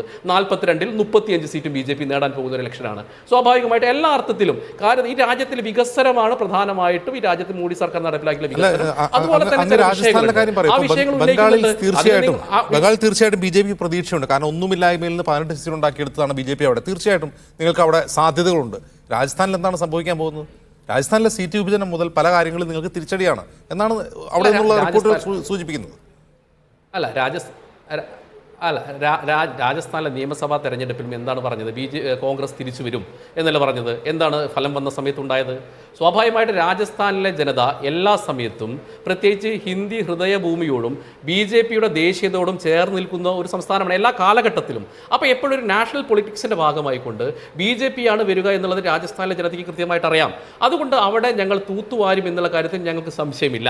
പിന്നെ ഗുജറാത്തിലും ഞങ്ങളെ സമയത്ത് തൂത്തുവാരുന്നതാണ്. മഹാരാഷ്ട്ര ആയിക്കോട്ടെ, ഇനിയിപ്പോൾ ബംഗാൾ ആയിക്കോട്ടെ, ഇവിടെയൊക്കെ നോക്കിക്കഴിഞ്ഞാലും നിങ്ങൾ കാണാത്ത ഗ്രൗണ്ട് റിയാലിറ്റി എന്ന് പറഞ്ഞാൽ കോൺഗ്രസിന് അനുകൂലമായ ഒരു സാഹചര്യമില്ല, ഇന്ത്യ മുന്നണിക്ക് അനുകൂലമായ ഒരു സാഹചര്യമില്ല. ഇങ്ങനെ സാഹചര്യം ഇല്ലാത്തടത്ത് ജനങ്ങൾ കോൺഗ്രസിന് അനുകൂലമായിക്കൊണ്ട് കോൺഗ്രസ് വരുമെന്ന് ചിന്തിക്കുന്ന രീതിയിലേക്ക് മാറിയിട്ടില്ലെന്നതാണ് വസ്തുത. സ്വാഭാവികമായിട്ട് അതേ സമയത്ത് ഇപ്പോൾ രാഹുൽ ഗാന്ധി പോലും അങ്ങനെയാണ്. അദ്ദേഹം അമേത്തിയിൽ അദ്ദേഹം നിൽക്കാതെ അദ്ദേഹം റായ്ബറിലേക്കാണ് പോകുന്നത്. അങ്ങനെ അത്രയും ഒരു ട്രെൻഡ് കോൺഗ്രസിന് അനുകൂലമായി ഇന്ത്യ മുന്നണിക്കുണ്ടെങ്കിൽ അദ്ദേഹം അവിടെയല്ലേ നിൽക്കേണ്ടത്. അപ്പോൾ അങ്ങനെയാണെങ്കിൽ സ്വാഭാവികമായിട്ട് സ്മൃതി ഇറാനിക്കെതിരെ അവിടെ ഒരു ഭരണവിരുദ്ധ വികാരമുണ്ട്. അപ്പോൾ സ്വാഭാവികമായിട്ട് രാഹുൽ ഗാന്ധി അവിടെ നിൽക്കുന്നു. രാഹുൽ ഗാന്ധി അവിടെ നിന്ന് ജയിക്കുന്ന സമയത്ത് സ്വാഭാവികമായിട്ട് അവർക്ക് ആത്മവിശ്വാസം ഉണ്ടെങ്കിൽ അതല്ല അതിൻ്റെ ക്ലാരിറ്റി. അല്ലാതെ സോണിയാഗാന്ധിയും അല്ലെങ്കിൽ കുടുംബ സ്വത്തായി വെക്കുന്ന ഒരു സീറ്റിലേക്ക് വീണ്ടും അദ്ദേഹം പോയി മത്സരിക്കുന്ന സാഹചര്യമല്ലല്ലോ ഉണ്ടാക്കേണ്ടത്. സ്വാഭാവികമായി അങ്ങനെയാണ് അദ്ദേഹം ചെയ്തിരുന്നെങ്കിൽ കോൺഗ്രസിന് ആത്മവിശ്വാസം ഉണ്ടെന്ന് ഞങ്ങൾ പ്രതീക്ഷിക്കാം. ഇത് നേതാക്കളുടെ വാക്കുകൾക്കപ്പുറത്ത് കൃത്യമായിട്ടുള്ള സ്ട്രാറ്റജി ഞങ്ങൾ മെയിൻറ്റെയിൻ ചെയ്യുന്നുണ്ട്. ഞങ്ങൾക്ക് ആത്മവിശ്വാസമുണ്ട്. അതുകൊണ്ട് ഞങ്ങൾ സ്വാഭാവികമായിട്ട് ശ്രമിക്കുന്നത് ഭൂരിപക്ഷത്തിനല്ല എന്നുള്ളത് അതിൻ്റെ അപ്പുറത്തേക്ക് അതീശത്വത്തിനാണ്. സ്വാഭാവികമായിട്ട് BJPയുടെ അതീശത്വം വരുന്ന ഒരു തെരഞ്ഞെടുപ്പായാണ് നിങ്ങൾ കാണുന്നത്. അതുകൊണ്ട് ഞങ്ങൾ 400+ എന്ന് പറയുന്ന മുന്നേറ്റം വെക്കുന്നത്. ഭൂരിപക്ഷം ഞങ്ങൾ 303 വന്നി. അല്ല പ്രിന്റു, ഞാൻ ചോദിക്കുന്നതാണ്, തുടക്കത്തിൽ ഈ 400+ നിരന്തരം പറഞ്ഞുകൊണ്ടിരുന്നതാണ്. ഈ 400+ ഇല്ല, മോദിക്ക ഗ്യാരണ്ടിയും കേൾക്കുന്നില്ല എവിടെ? അല്ല അത് നിങ്ങൾ വിവാദങ്ങൾ മാത്രം ശ്രദ്ധിക്കുന്നുണ്ട് സാർ. നിങ്ങൾ മോദിയുടെ വിവാദ പ്രസംഗങ്ങൾ മാത്രം ഉന്നയിക്കുന്നു. മോദിയുടെ പ്രസംഗത്തിനകത്ത് കൃത്യമായിട്ട് വികസന അജണ്ട തന്നെയാണ് അദ്ദേഹം സംസാരിക്കുന്നത്. സ്വാഭാവികമായിട്ട് ചില വിഷയങ്ങൾ ഉന്നയിക്കപ്പെടുന്നുണ്ട്. ആ വിഷയങ്ങളെ മാത്രം നിങ്ങൾ ഊന്നി കാണുമ്പോഴാണ് നിങ്ങൾ എന്ത് ചെയ്യുന്നത്, ഏതെങ്കിലും ഒരു വിഭാഗത്തിനെതിരുള്ള വിരുദ്ധതയാണ് അല്ലെങ്കിൽ ഏതെങ്കിലും ഒരു പ്രത്യയശാസ്ത്രപരമായിട്ടുള്ള കാര്യങ്ങൾ മാത്രമേ ഉന്നയിക്കുന്നത് നിങ്ങൾ കാണുന്നത്. മോഡി പ്രസംഗത്തിനകത്ത് കൃത്യമായിട്ട് പറയുന്ന കാര്യങ്ങൾ വികസനം തന്നെയാണ്. ഈ രാജ്യത്തിലെ ജനങ്ങൾക്ക് മോഡി സർക്കാർ നൽകിയിട്ടുള്ള വികസന നേട്ടങ്ങളാണ്. സാധാരണ ജനങ്ങൾക്ക്, സർവ്വസാധാരണ ഇടത്തരക്കാർക്ക്, അതോടൊപ്പം തന്നെ എല്ലാ വിഭാഗം ജനങ്ങൾക്കും മോഡി നൽകിയിട്ടുള്ള വികസന നേട്ടങ്ങൾ തന്നെയാണ് ചർച്ച ചെയ്തത്. നിങ്ങൾ മോദിയുടെ വിവാദങ്ങൾ മാത്രം കണ്ടിട്ട് ഒരു പോളറേഷനാണ് നിങ്ങൾ ഉദ്ദേശിക്കുന്നതെങ്കിൽ സ്വാഭാവികമായിട്ട് അതിന്റെ ഒരു ആന്റി പോളറേഷൻ അപ്പുറത്തും ഉണ്ടാവും എന്നുള്ള വസ്തുത കൂടി നിങ്ങൾ മനസ്സിലാക്കുക. അങ്ങനെയാണല്ലോ സ്വാഭാവികമായിട്ട്.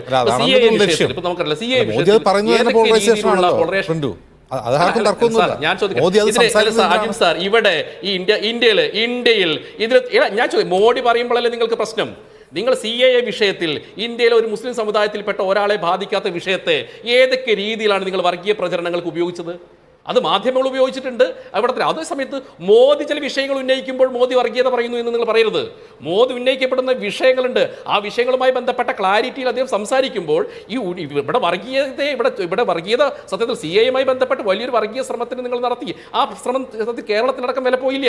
അതുകൊണ്ടാണ് കേരളത്തിലടക്കം ഇവർ വിചാരിച്ചത് എന്താണ്, ഈ CAA പറഞ്ഞുകൊണ്ട് പറഞ്ഞ മുസ്ലിം സംഘടിതമായിട്ട് മുസ്ലിം സമൂഹം വരികയും BJPക്കെതിരെ നോട്ടിഫിക്കേഷൻ ഇലക്ഷൻ മുമ്പിൽ ഇറക്കി. ഒരു നിമിഷം പ്രിന്റു, CAയുടെ നോട്ടിഫിക്കേഷൻ ഇറക്കി, ആ ചട്ടം ഇറക്കി. നിക്ക് എവിടെയാണ് CAയെ കുറിച്ച് ഇപ്പോൾ BJP സംസാരിക്കുന്നത്? എവിടെയാണ് പ്രസംഗിക്കുന്നത് CAയെ പറ്റി? അത് ഏറ്റില്ല.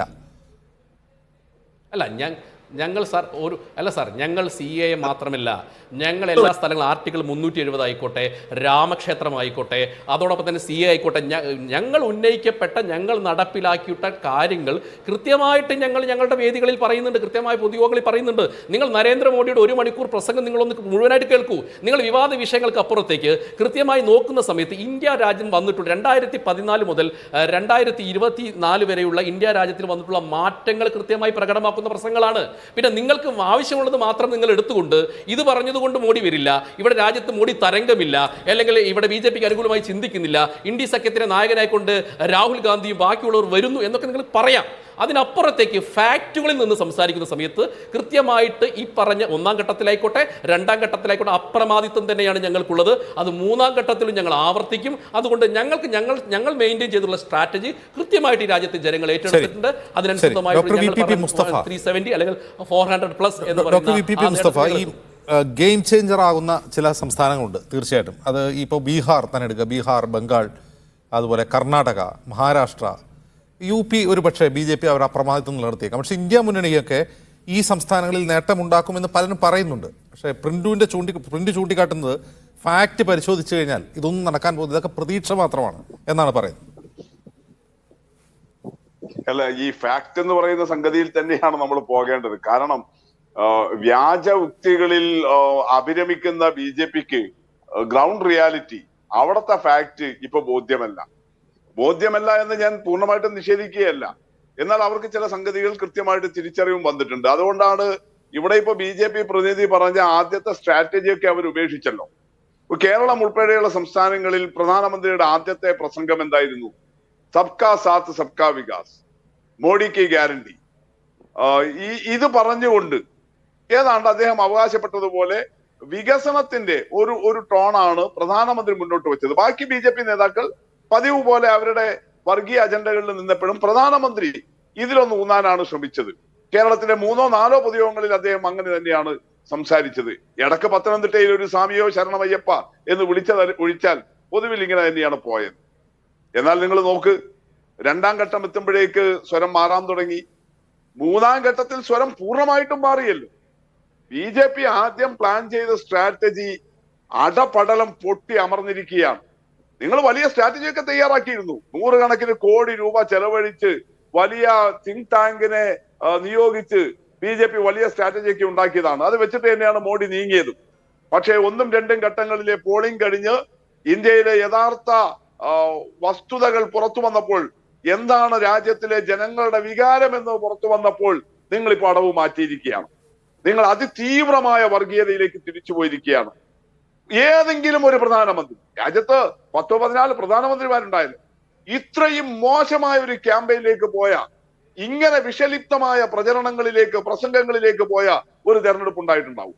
ഇവിടെ വാജ്പേയി ഉൾപ്പെടെ, അദ്വാനി ഉൾപ്പെടെയുള്ള വലിയ BJP നേതാക്കൾ തന്നെ പ്രധാനമന്ത്രിയും ഉപപ്രധാനമന്ത്രിയും ഒക്കെ ആയിട്ട് തെരഞ്ഞെടുപ്പ് നയിച്ചിട്ടുണ്ട്. അന്ന് ഇന്ത്യ ഷൈനിങ് ഒക്കെ പോലെയുള്ള വാക്കുകളല്ലേ മുന്നോട്ട് വെച്ചത്. അതും ഗുജറാത്ത് കലാപം പോലെ, 2002 ഗുജറാത്ത് കലാപം പോലെയുള്ള വംശഹത്യകൾ നടന്നതിന് ശേഷം നടന്ന 2004 തെരഞ്ഞെടുപ്പിൽ പോലും അങ്ങനെയല്ലേ പറഞ്ഞത്. പക്ഷെ ഇപ്പൊ എന്താ സ്ഥിതി? ഇവർക്ക് രാം മന്ദിർ പറഞ്ഞാൽ പോലും ഇപ്പോ ക്ലച്ച് പിടിക്കുന്നില്ല. അതുകൊണ്ട് രാം മന്ദിറിനെ കുറിച്ച് ഇപ്പൊ പ്രസംഗിക്കുന്നില്ല. ഈ പറഞ്ഞ 370 കുറിച്ചോ CA കുറിച്ചിട്ടോ ഇപ്പോൾ പ്രധാനമന്ത്രി ഇപ്പോൾ അയോധ്യയിൽ രാമക്ഷേത്രത്തിൽ ദർശനം നടത്തിക്കൊണ്ടിരിക്കുകയാണ്. അല്ല, അതാണ് ഞാൻ പറഞ്ഞാൽ. പക്ഷെ അതൊന്നും ക്ലച്ച് പിടിക്കുന്നില്ലല്ലോ. അങ്ങനെ ശ്രമിക്കുകയാണ്, പക്ഷെ ക്ലച്ച് പിടിക്കുന്നില്ല. അതുകൊണ്ടാണ് വല്ലാത്ത നിലയിൽ മുസ്ലിം വിഭാഗത്തിലേക്ക് ഫോക്കസ് ചെയ്തുകൊണ്ട് ഹിന്ദു മുസ്ലിം ധ്രുവീകരണം, അതിന്റെ ഭാഗമായിട്ട് ഒരു ഹിന്ദു കൺസോൾട്ടേഷൻ, ഈ ലക്ഷ്യം വെച്ചുകൊണ്ടുള്ള അങ്ങേയറ്റ ചീന വഴിയിലേക്ക് നിങ്ങൾ ആലോചിച്ച് നോക്ക്. ഇന്ത്യ ലോകത്തിലെ ഏറ്റവും വലിയ പാർലമെന്ററി ജനാധിപത്യ രാജ്യം, ഏറ്റവും വലിയ ബഹുകക്ഷി രാഷ്ട്രീയ സംവിധാനമുള്ള രാജ്യം. അങ്ങനെ ഒരു രാജ്യത്തെ ഇത്രയും വലിയ ഒരു ജനാധിപത്യ ഉത്സവത്തെ ഗംഭീരമായി കൊണ്ടുപോകുന്നതിന് പകരം രാജ്യത്തിന്റെ പ്രധാനമന്ത്രിയും ഭരണകക്ഷിയും എത്ര മോശമായ വഴികളിലേക്കാണ് കൊണ്ടുപോകുന്നത് എന്ന് നോക്ക്. ഇപ്പൊ അദ്ദേഹം പറഞ്ഞു, ഞങ്ങൾ വികസനത്തെ കുറിച്ചാണ് പറയുന്നത്. ജസിയെ കുറിച്ച് പറയുന്നതാണോ വികസനം? 400-500 കൊല്ലം മുമ്പ് അന്ന് ഭരിച്ചിരുന്ന ഒരു രാജാവ് നടപ്പിലാക്കിയിട്ടുള്ള ഏതെങ്കിലും ഒരു നികുതി സമ്പ്രദായത്തെ കുറിച്ച് പ്രസംഗിക്കുന്നതാണോ നിങ്ങൾ ഈ ഇപ്പോഴത്തെ 10 വർഷത്തെ വികസനത്തെ കുറിച്ച് പറയുന്നത്? നിങ്ങൾ ഏത് ലോകത്തിരുന്നിട്ടാണ് സംസാരിക്കുന്നത്? നിങ്ങൾ അങ്ങേയറ്റം മോശമായ അവസ്ഥയിലേക്ക് നമ്മുടെ രാജ്യത്തെ കൊണ്ടുപോയല്ലേ. ശരി, ഇപ്പൊ ഈ തെരഞ്ഞെടുപ്പിൽ 4 വോട്ടും നിങ്ങൾക്ക് 400 സീറ്റും കിട്ടണമായിരിക്കും. പക്ഷേ ഈ രാജ്യം ഒരുമിച്ച് നിൽക്കട്ടെ. ഈ കേരളത്തിൽ വടകരയിൽ നടന്ന കാര്യങ്ങൾ കൂടി ഒന്ന് ഓർത്ത് നല്ലതാ VP മുസ്തഫ. നിങ്ങൾ മോഡിയെ മാത്രം പറഞ്ഞു കുത്തണ്ട, വടകര മനസ്സിൽ നിന്നോട്ടെ.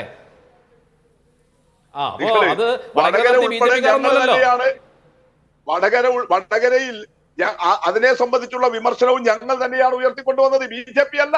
അവിടെ നടന്ന UDF ഉയർത്തിക്കൊണ്ടുവന്ന വർഗീയ വിമർശനം, കേരളത്തിൽ ആദ്യമായിട്ട് വർഗീയ നിങ്ങളാണ് മിസ്റ്റർ, നിങ്ങളുടെ മുഖ്യമന്ത്രിയാണ്,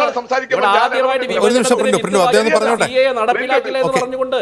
ഓക്കെ, ഈ CAA-ക്കെതിരായിട്ടുള്ള പ്രചാരണം ശ്രീ VP മുസ്തഫ, അത് വർഗീയ ലാക്കാക്കിയുള്ളതാണെന്നാണ് പ്രിന്റ് കുറെ നേരമായി പറഞ്ഞുകൊണ്ടിരിക്കുന്നത്. അല്ല, ഞാൻ പ്രിന്റുവിന്റെ അസഹിഷ്ണുത നിങ്ങൾ കാണും. പ്രിന്റു എത്ര വലിയ പ്രഭാഷണം നടത്തി, നമ്മൾ ആരെങ്കിലും ഇടപെട്ടിട്ടുണ്ടോ? എന്തിനാ പ്രിന്റു ഇപ്പോ? നിങ്ങൾക്ക് സമയം വരുമ്പോ നിങ്ങൾ പറയൂ. നിങ്ങൾ പറഞ്ഞ പ്രഭാഷണമൊക്കെ ശരിയായതുകൊണ്ടാണോ ഞങ്ങൾ മിണ്ടാതിരുന്നത്? ഒരു സംവാദ മണ്ഡലം, നിങ്ങൾക്ക് ആ ജനാധിപത്യമൊക്കെ പോയിന്നേ, സംവാദ പാരമ്പര്യം പോയി. നിങ്ങൾ ഇങ്ങനെ അസഹിഷ്ണുരായി വെറുപ്പിന്റെയും വിദ്വേഷത്തിന്റെയും തലം നിങ്ങൾ പറയാണ് CAA മുസ്ലിങ്ങളെ ബാധിക്കില്ല. നിങ്ങൾ ആരോടാ ഇത് പറയാൻ വേണ്ടി ശ്രമിക്കുന്നത്? എല്ലാവരും പൂച്ച ഈ പാല് കട്ടുപിടിക്കുമ്പോ കണ്ണടച്ചാൽ ലോകം മുഴുവൻ ഇരുട്ടാകുമെന്ന് കരുതുന്നത് പോലെ നിങ്ങൾ കരുതുന്നത്. നിങ്ങൾ കൃത്യമായിട്ട് പറ, അത് മുസ്ലിങ്ങളെ അല്ലാതെ വേറെ ആരെയാ രാജ്യത്ത് ബാധിക്കുന്നത്? ആസാമിൽ കണ്ടു കഴിഞ്ഞില്ലേ? ആസാമിൽ അനുഭവിച്ചു കഴിഞ്ഞില്ലേ? അത് നിങ്ങളല്ലേ അവിടെ ഭരിക്കുന്നത്? പഴയ കോൺഗ്രസ് ടേൺഡ് BJP, ഹിമന്ത് ബിശ്വ ശർമ്മ, ഇന്നിപ്പോ നിങ്ങളുടെ മുഖ്യമന്ത്രി. അവിടെ നിങ്ങൾ ടെസ്റ്റ് ഡോസ് നടപ്പിലാക്കിയില്ലേ? ഇന്ത്യൻ പ്രസിഡന്റ് ആയിരുന്ന, ഇന്ത്യൻ രാഷ്ട്രപതിയായിരുന്ന ഒരു മുസ്ലിം നാമധാരിയുടെ കുടുംബാംഗങ്ങൾക്ക് നിങ്ങളുടെ NRCയിൽ, അവിടെ ആസാമിലെ NRCയിൽ പട്ടികയിൽ നിന്ന് പേര് പുറത്തായില്ലേ? കാർഗിൽ യുദ്ധത്തിൽ പങ്കെടുത്ത 30 വർഷം ഇന്ത്യൻ സൈന്യത്തിൽ സേവനമനുഷ്ഠിച്ച മുസ്ലിം പേരുള്ള ഒരു ഇന്ത്യൻ സൈനികന്റെ, വിശിഷ്ട സേവാ മെഡൽ നേടിയ ഇന്ത്യൻ സൈനികന്റെ പേര് ആസാമിലെ പൗരത്വ പട്ടികയിൽ നിന്ന് പുറത്തായില്ലേ? നിങ്ങൾ പിന്നെ മുസ്ലിങ്ങളെ ബാധിക്കില്ല എന്ന് ആരെ വെച്ചിട്ടാ പറയാൻ വേണ്ടി ശ്രമിക്കുന്നത്? ആരോടാ നിങ്ങൾ അങ്ങനെ പറയാൻ വേണ്ടി ശ്രമിക്കുന്നത്? മുസ്ലിങ്ങൾക്കെതിരെ തന്നെയാണത്. അതിന്റെ ഭാഗമല്ലേ നിങ്ങൾ ഇപ്പൊ നടത്തിക്കൊണ്ടിരിക്കുന്ന പ്രസംഗങ്ങൾ? അല്ലെങ്കിൽ എന്തിനാണ് 400-500 കൊല്ലം മുമ്പുള്ള ഈ വിഷയങ്ങൾ നിങ്ങൾ എന്താ ബ്രിട്ടീഷുകാർക്കെതിരെ പ്രസംഗിക്കാത്തത്? അങ്ങനെയാണെങ്കിൽ ഈ രാജ്യത്തെ ഭരിച്ചിട്ട് ഇവിടുത്തെ സമ്പത്ത് മുഴുവൻ ഊറ്റിക്കൊണ്ടുപോയവരല്ലേ ബ്രിട്ടീഷുകാർ?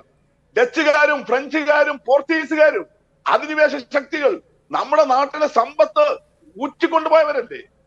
ഏതെങ്കിലും മുസ്ലിം ചക്രവർത്തിമാർ ഇന്ത്യയുടെ സമ്പത്ത് പുറത്തേക്ക് കൊണ്ടുപോയിട്ടുണ്ടോ? ഇന്ത്യയുടെ അഭിമാനകരമായ ഏതെങ്കിലും അസ്തിത്വത്തിന് പോറൽ വരുത്തിയിട്ടുണ്ടോ? നിങ്ങൾ നോക്കുക, അക്ബർ ചക്രവർത്തിയുടെയും ഷാജഹാന്റെയും ഒക്കെ കാലത്തല്ലേ ഇന്ത്യയിലെ ഹിന്ദുമത വിശ്വാസത്തിന്റെ ഭാഗമായിട്ടുള്ള വേദങ്ങളും ഉപനിഷത്തുകളും എല്ലാം മറ്റു പല ഭാഷകളിലേക്കും പരിഭാഷപ്പെടുത്തിയത്? അക്ബറിന്റെ ഒക്കെ രാജസദസ്സിലെ മഹാപണ്ഡിതന്മാരായിരുന്നില്ലേ അതൊക്കെ ചെയ്തത്? ഋഗ്വേദം ഉൾപ്പെടെ പേർഷ്യൻ ഭാഷയിലൊക്കെ പരിഭാഷപ്പെടുത്തിയത്. അങ്ങനെ ഭരിച്ച മുസ്ലിം ചക്രവർത്തിമാരുടെ കാലത്തെ ഓർമ്മിപ്പിച്ചുകൊണ്ട് നിങ്ങൾ ഇപ്പൊ നടത്തുന്ന ഈ വിദ്വേഷ പ്രചരണം അതല്ലെങ്കിൽ പിന്നെ എന്താണ്?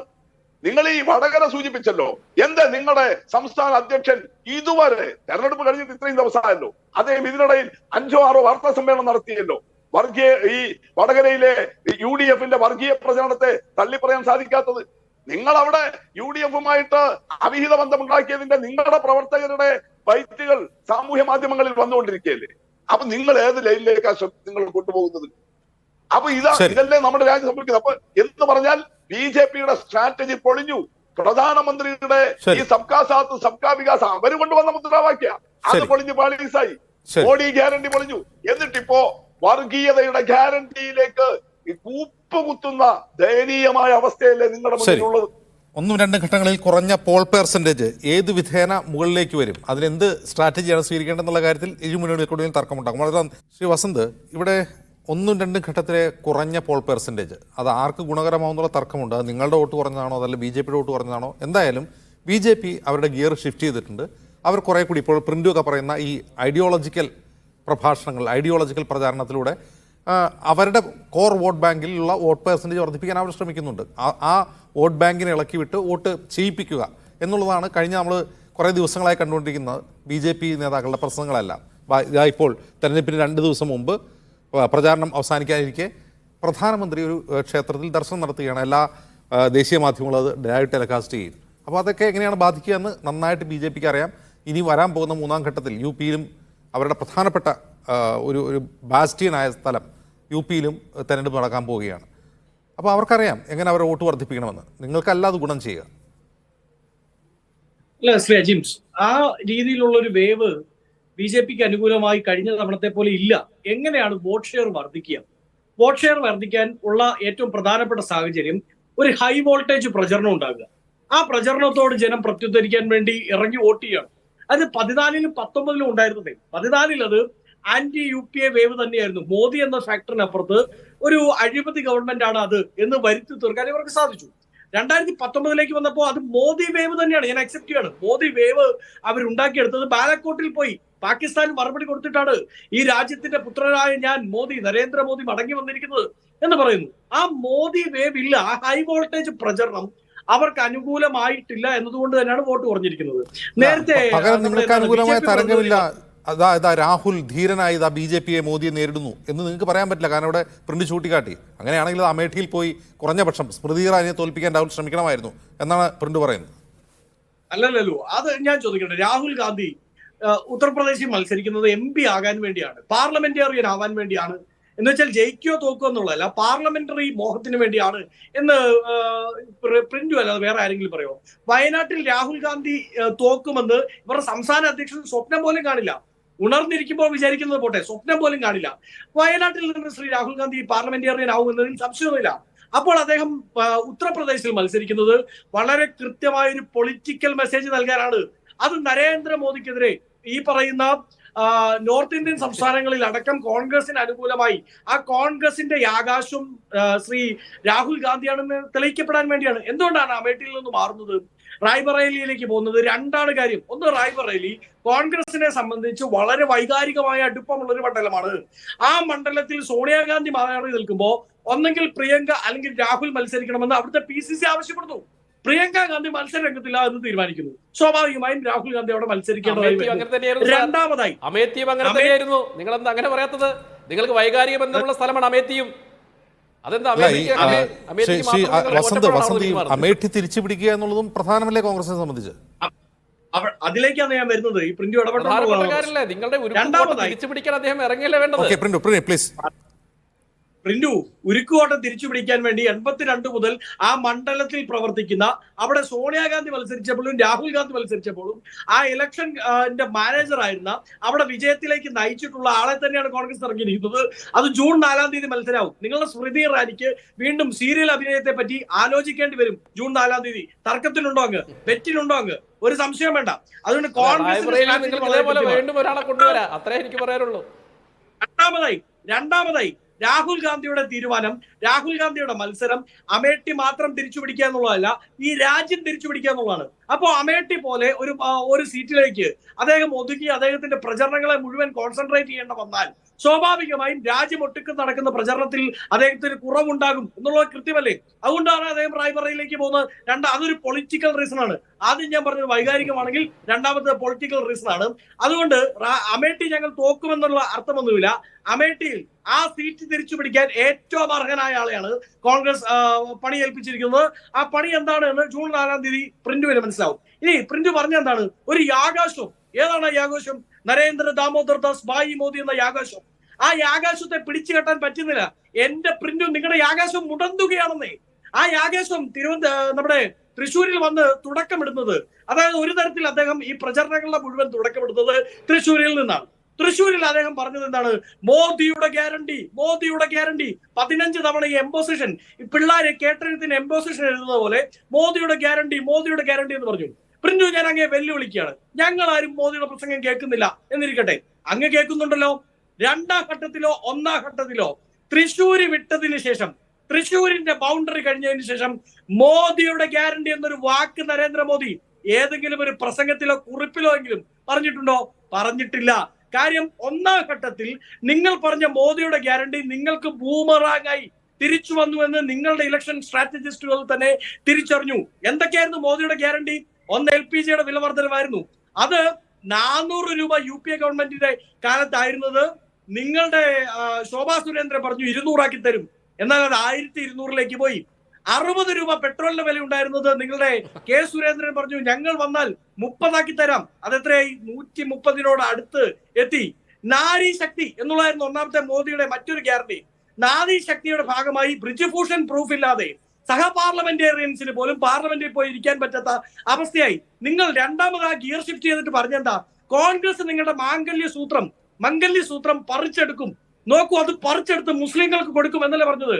മംഗല്യ സൂത്രത്തോടൊപ്പം തന്നെ അതേ പ്രാധാന്യത്തോടു കൂടി, ഒരുപക്ഷെ അതിനേക്കാൾ വൈകാരികമായി, ഇവിടെ ചില പാവപ്പെട്ട സാധാരണക്കാരായ ഒളിമ്പിക്സ് താരങ്ങൾ അവർ നെഞ്ചോട് ചേർത്ത് പിടിച്ച മെഡലുകൾ ഉണ്ടല്ലോ, അത് വലിച്ചെടുത്ത് ഗംഗയിൽ എറിയേണ്ട ഗതിയിലേക്ക് എത്തിച്ചത് നിങ്ങളുടെ ഗവൺമെന്റ് ആണ്. കോൺഗ്രസ് ഇവിടെ ആരുടെയും മംഗലസൂത്രം പറിച്ചെടുത്ത് മുസ്ലിങ്ങൾക്കോ ബുദ്ധർക്കോ ജൈനർക്കോ ക്രിസ്ത്യാനിക്കോ കൊണ്ടുപോയി കൊടുക്കാൻ നോക്കിയിട്ടില്ല. അത് മോദിയുടെ വാക്ക് മാത്രമാണ്. പക്ഷെ നടന്നതെന്താ?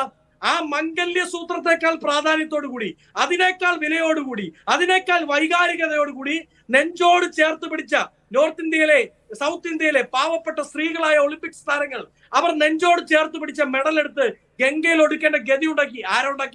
ഉണ്ടാക്കിയത് മോദിയാ. ഉണ്ടാക്കിയത് മോദിയുടെ നിങ്ങളുടെ താരപ്രചാരകനായിരുന്ന 2019-ലും 2014-ലും നിങ്ങളുടെ സ്റ്റാർ ക്യാമ്പയിനർ ആയിരുന്ന ബ്രിജ് ഭൂഷൺ.